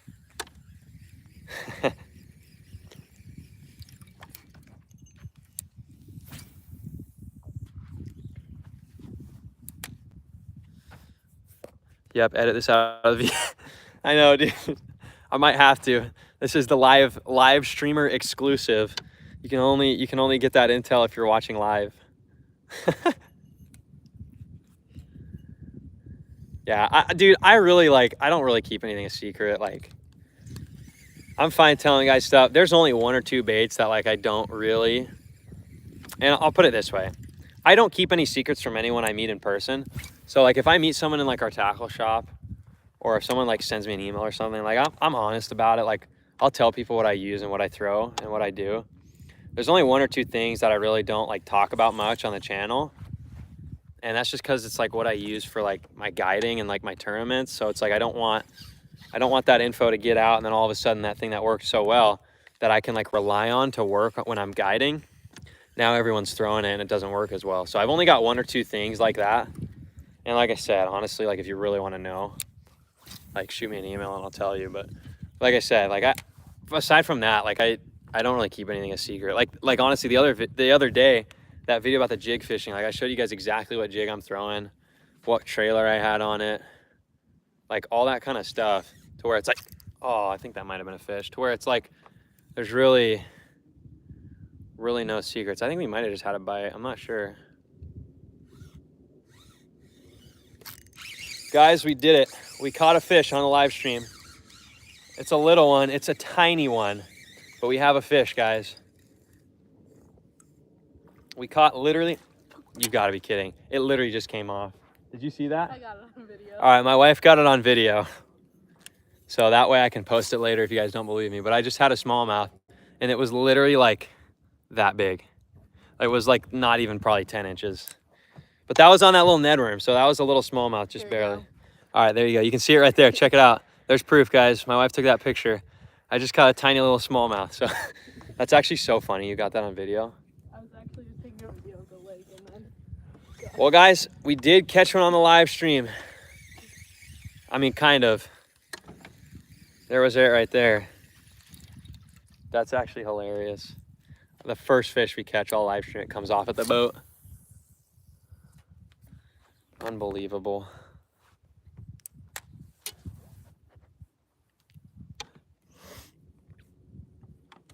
Yeah, anyways, you should buy a bag or 2 of those robo worms though. They work well, man. Like for some reason that. All right, we got another one, guys. No, it just came off. Did you see that? Guys, okay, we must have just ran into a school of them because I literally just had another fish on and it just came off. Oh, he's back. He's back. He's on it. Oh, you kidding me? Just broke me off. Dead serious, guys. It literally just broke me off. I kid you not. That fish broke me off. Unbelievable, man. As soon as we run into a school of them, I lose one at the boat and the next one gets broken off. You've got to be kidding me, dude. I don't think the live stream thing is for me, man. We've had pretty bad luck. Oh, this thing is recording. That was pretty tough, man. I cannot believe we literally just lost 2 fish in a row, one of which broke me off. Okay, well, we're gonna head out here in just a minute, guys, but I don't feel like retying, so I'm just gonna toss the jig around for the last couple seconds here. Oh yeah, check out these birds, guys. There's a whole flock of them going over. They're migrating.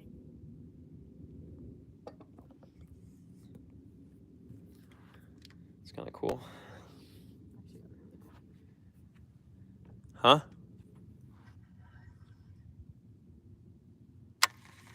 You got a cool video of it? No. Are those Canadian geese? I'm not sure. I didn't get a good look at them. Probably. They were either like ducks or Canadian geese. I honestly didn't really see. They were pretty high up, so I couldn't really judge the size. But I'm assuming that's probably what they were. All right, well, I changed my mind. I'm actually going to tie this Ned rig back up. And so if you guys will chill out for just a sec, I'm going to put this Ned rig back on for the last couple casts here. and hopefully get another bite on it. So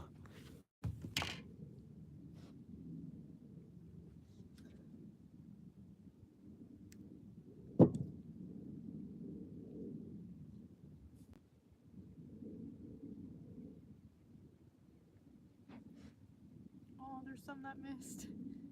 Look, What? Noah. hang on, To the left. hang on. You're gonna miss them. The birds. Where are they? Oh yeah, They got left behind. it's actually funny.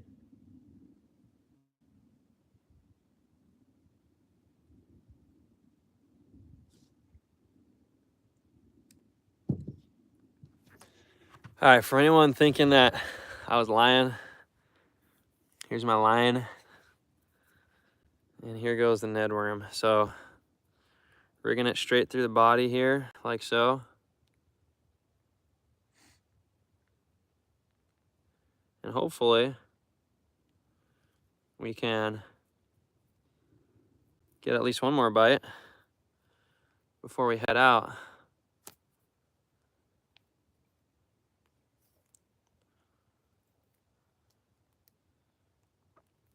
So that's the setup, guys, right there.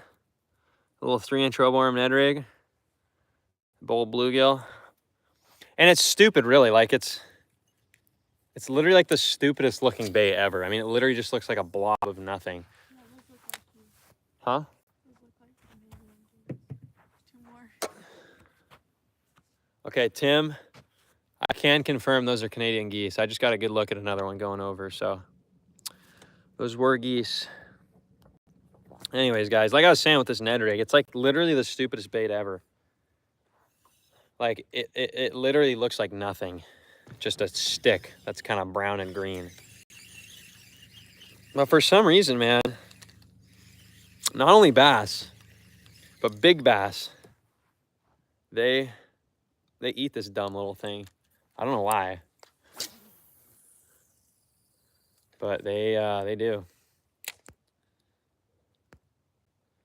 Left on the line a few weeks ago. This is the time when we started catching them now. You'll start catching a few more now, I'm sure. Yeah, exactly. Yep. Yeah, that's actually funny, Life on like literally on like every time I've been out here and when I'm guiding, it's like we catch just as many fish in the last hour that we do all day, if not more. Like we'll catch 4 or 5 fish from like noon to 4, and then from like 4 till dark, you catch like so many fish. Like I said, I think they just come up shallower and they just feed and get more active in the evening. But anyways, hey, if you book a trip, I book a trip with my girlfriend and I, can I highlight all the spots in the lower basin we usually fish? Yeah, man. Like I'm assuming you're asking if we can go to some of the spots that you guys go to, and then I could also show you some new ones. So if that's what you're saying, if you want to go to some spots that you go to, and then if you also want to try some of my spots, yeah, we can definitely do that for sure. For sure, man. Barry, what's up, man? Hope to see you at the seminar tonight. So, haven't seen you in a while, Barry. Hope everything's going well. I've seen those rod wraps you've been doing, though. Those are really cool, man. So hopefully we'll see you again at the shop at some point. Rhymes with orange. I just had 2, actually. So I had one that came off. I had one that came off right at the boat, like 5 minutes ago. And then I just lost another one and it broke me off. So I just had another one hooked a few minutes ago and it broke me off. So 2 fish in like 10 minutes and basically missed both of them. So that's kind of my luck today. I'll be there. All right, cool, Barry. I'm pretty sure I'll be there for at least some of the time tonight. So I'll say hi to you.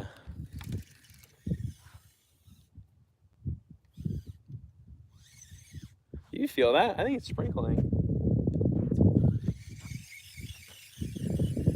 All right, A. Thanks for tuning in, man. Hope you have a good night. And let me know about that guided trip. Like I said, you can give me a call or book on my website. So love to have you out. Want to go in a minute?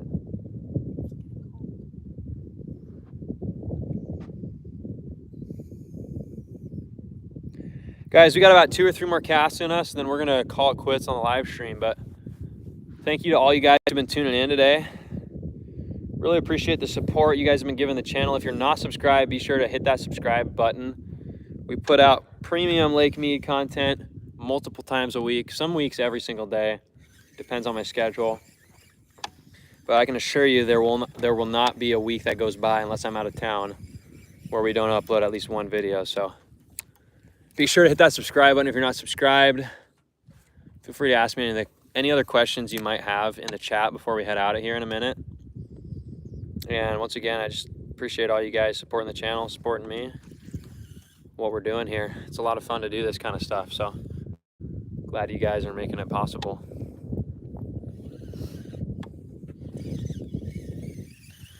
We got a few more casts right up here on like these big boulders right up here.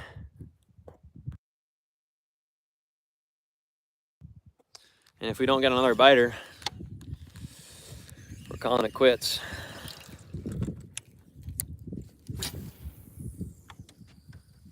Want to go to pit stop tonight? Sure. So like I said, guys, a few more minutes and we're packing it out. So if you got any more questions, comments, anything else, drop it in the chat. Be sure to hit that thumbs up button before you head out too. I'd really appreciate it. That helps get this video to more viewers. So if you guys haven't hit that thumbs up or subscribe, I'd really appreciate if you could do both of those things before you head out of the call, live stream. Helps me out a bunch. Looks like someone just did it, so thank you to whoever just did that. I appreciate it. Like I said, guys, any other questions, anything else, drop it in the chat. Rhymes with orange, any crappie. There is a very small population of crappie on Lake Mead. I've only caught a handful of them ever, and they are very few and far to come by. The only place you can really find them consistently is in the Overton arm of the lake up by Echo Bay. But aside from that, the rest of the lake is pretty dry of crappie. Once in a blue moon, you'll catch one here and there. But unless you are trying to target them, it's pretty much useless unless you go up to Overton. Life on the line. Yep, that's why I'm always upset when whoever I'm fishing with wants to leave early. That's a fact, man. Like, I've had a few guided trips of people who can stay out till dark, but they don't want to. And I tell them, like, that's all good with me. Like, you'll let me go home early, but at the same time, I also want to stay out until dark because, I mean, literally, you'll fish all day and then you'll fish the last hour and you get as many bites, if not more, in the last hour as you do all day. And I mean, that's proof right here, guys. In the last hour, we've had 4 or 5 bites, and those last 2 fish, one of them was tiny. The other one felt pretty decent that I broke off on. But that just goes to show you right there, we've been streaming for over 2 hours, and we've only had a handful of bites, and most of them came in the last 30 minutes. So that's kind of proof in it itself. So for some reason, and I think it's because that water goes down. There's the fish, guys. We got another one. He's running towards the boat right now, so I'm going to try to keep him on. He's not very big, but he is a fish. All right, we got him. There he is, guys. What I was just saying about the fishing being good in the evening time. Check it out. That robo worm Ned rig right there. Nice little 12-inch smallie right here, guys. There he is. Let's throw him back. So I was just saying right there, guys, like, for some reason, that was actually perfect timing right there for that to happen. But for some reason, guys, in the evening time, these smallies and the largemouth, this time of year, they get so active in that last little bit of sunlight. And that's literally perfect proof right there of what I was just talking about. So there he is, guys. Barry Madison, yes, sir. We are still getting some bite on these walls. So not as much as we were, but we are still catching them sometimes. That was actually so funny that that happened, just barely. That was literally perfect timing with what I was talking about. So, like I said, guys, we might end on that one. I'm going to make just 1 or 2 more casts here before we call it, because we have the seminar to get to. If you guys aren't doing anything tonight, come on by Boulder City Bass Tackle. 1504 Boulder City Parkway. Just search up Boulder City Bass Tackle. It's right on the main street as you're coming in to town. 6 o'clock, we're going to have free food. And starting at 6:30 tonight, just a little over an hour from now, we're doing a free hour-long seminar on jig fishing. So my dad and I both are going to be there, going to be talking about it. So if you guys are living in Vegas, don't have anything going on, come on by us for some free dinner and a free seminar. Everyone who's going to be there is also going to get a free jig as well as a free pack of crawdad trailers. So lots of free stuff, guys. Really good free information. If you're bored, come on by. And if you're not doing anything, this will be a lot better use of your time than just sitting there. Learn some cool stuff about Lake Mead, jig fishing, free food, all the good stuff. Like I said, guys, San Carlos back in the day used to be crazy. That's cool, man. Like I said, guys, any more questions, drop them in now. We got a minute or two left probably, and then we're packing it out and headed to the tackle shop to basically say and teach all the same stuff I've been doing on here, but in person. So come on by, drop those comments in the chat. If you guys got anything else to say, speak now or forever hold your peace until the next live stream.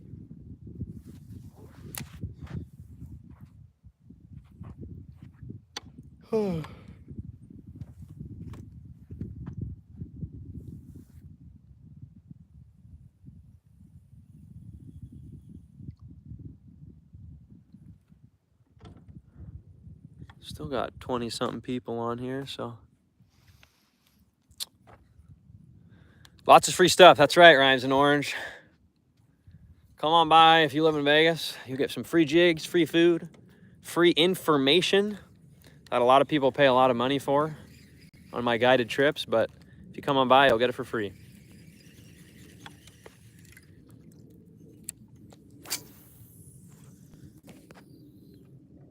I just subscribed because you seem like a nice young man. Thank you, sir. I try to be a nice young man, so thank you for subscribing. I really appreciate it. Like I said, I put out content multiple times a week, sometimes every day. Always teaching people what to do, how to do it, where to go, everything bass fishing related. So appreciate you hitting that subscribe button. Do you live in Vegas? Because if so, if you're not doing anything, you ought to come by our seminar and then you can meet me in person in about an hour. So 11B, appreciate you. Thanks for sharing. All right, man. Well, thank you for coming by. Like I said, if you live in Vegas, check out our seminar, tackle shop. But either way, I appreciate you watching and learning some stuff. So appreciate it. Oh, okay. You're in Huntington Beach. Very cool. Well, that's probably a little too far to be here in an hour. It's more like 4 hours away, but appreciate you watching either way, man. I think I missed one up here. Tim, have a good night. Oh, okay, he's probably gone by now, but appreciate it, Tim. Have a good night, bud. All right, guys, this is going to be it. Last cast right here. Fingers crossed. This is the last cast. So we're going to try and make it count. We'll see if it happens, and if not, we're signing off. So thank you guys for hanging out. We had a pretty good turnout today.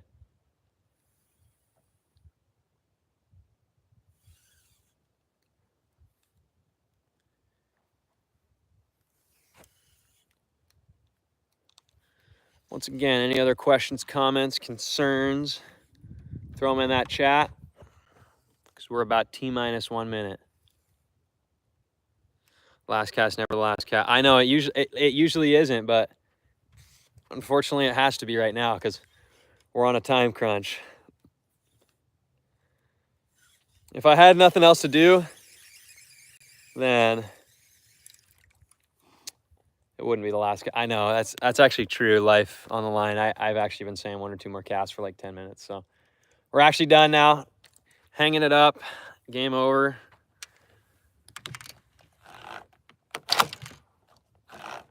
But anyways, guys, this is where we're going to call it. Once again, thankful to the faithful few who are still here. So appreciate you guys watching.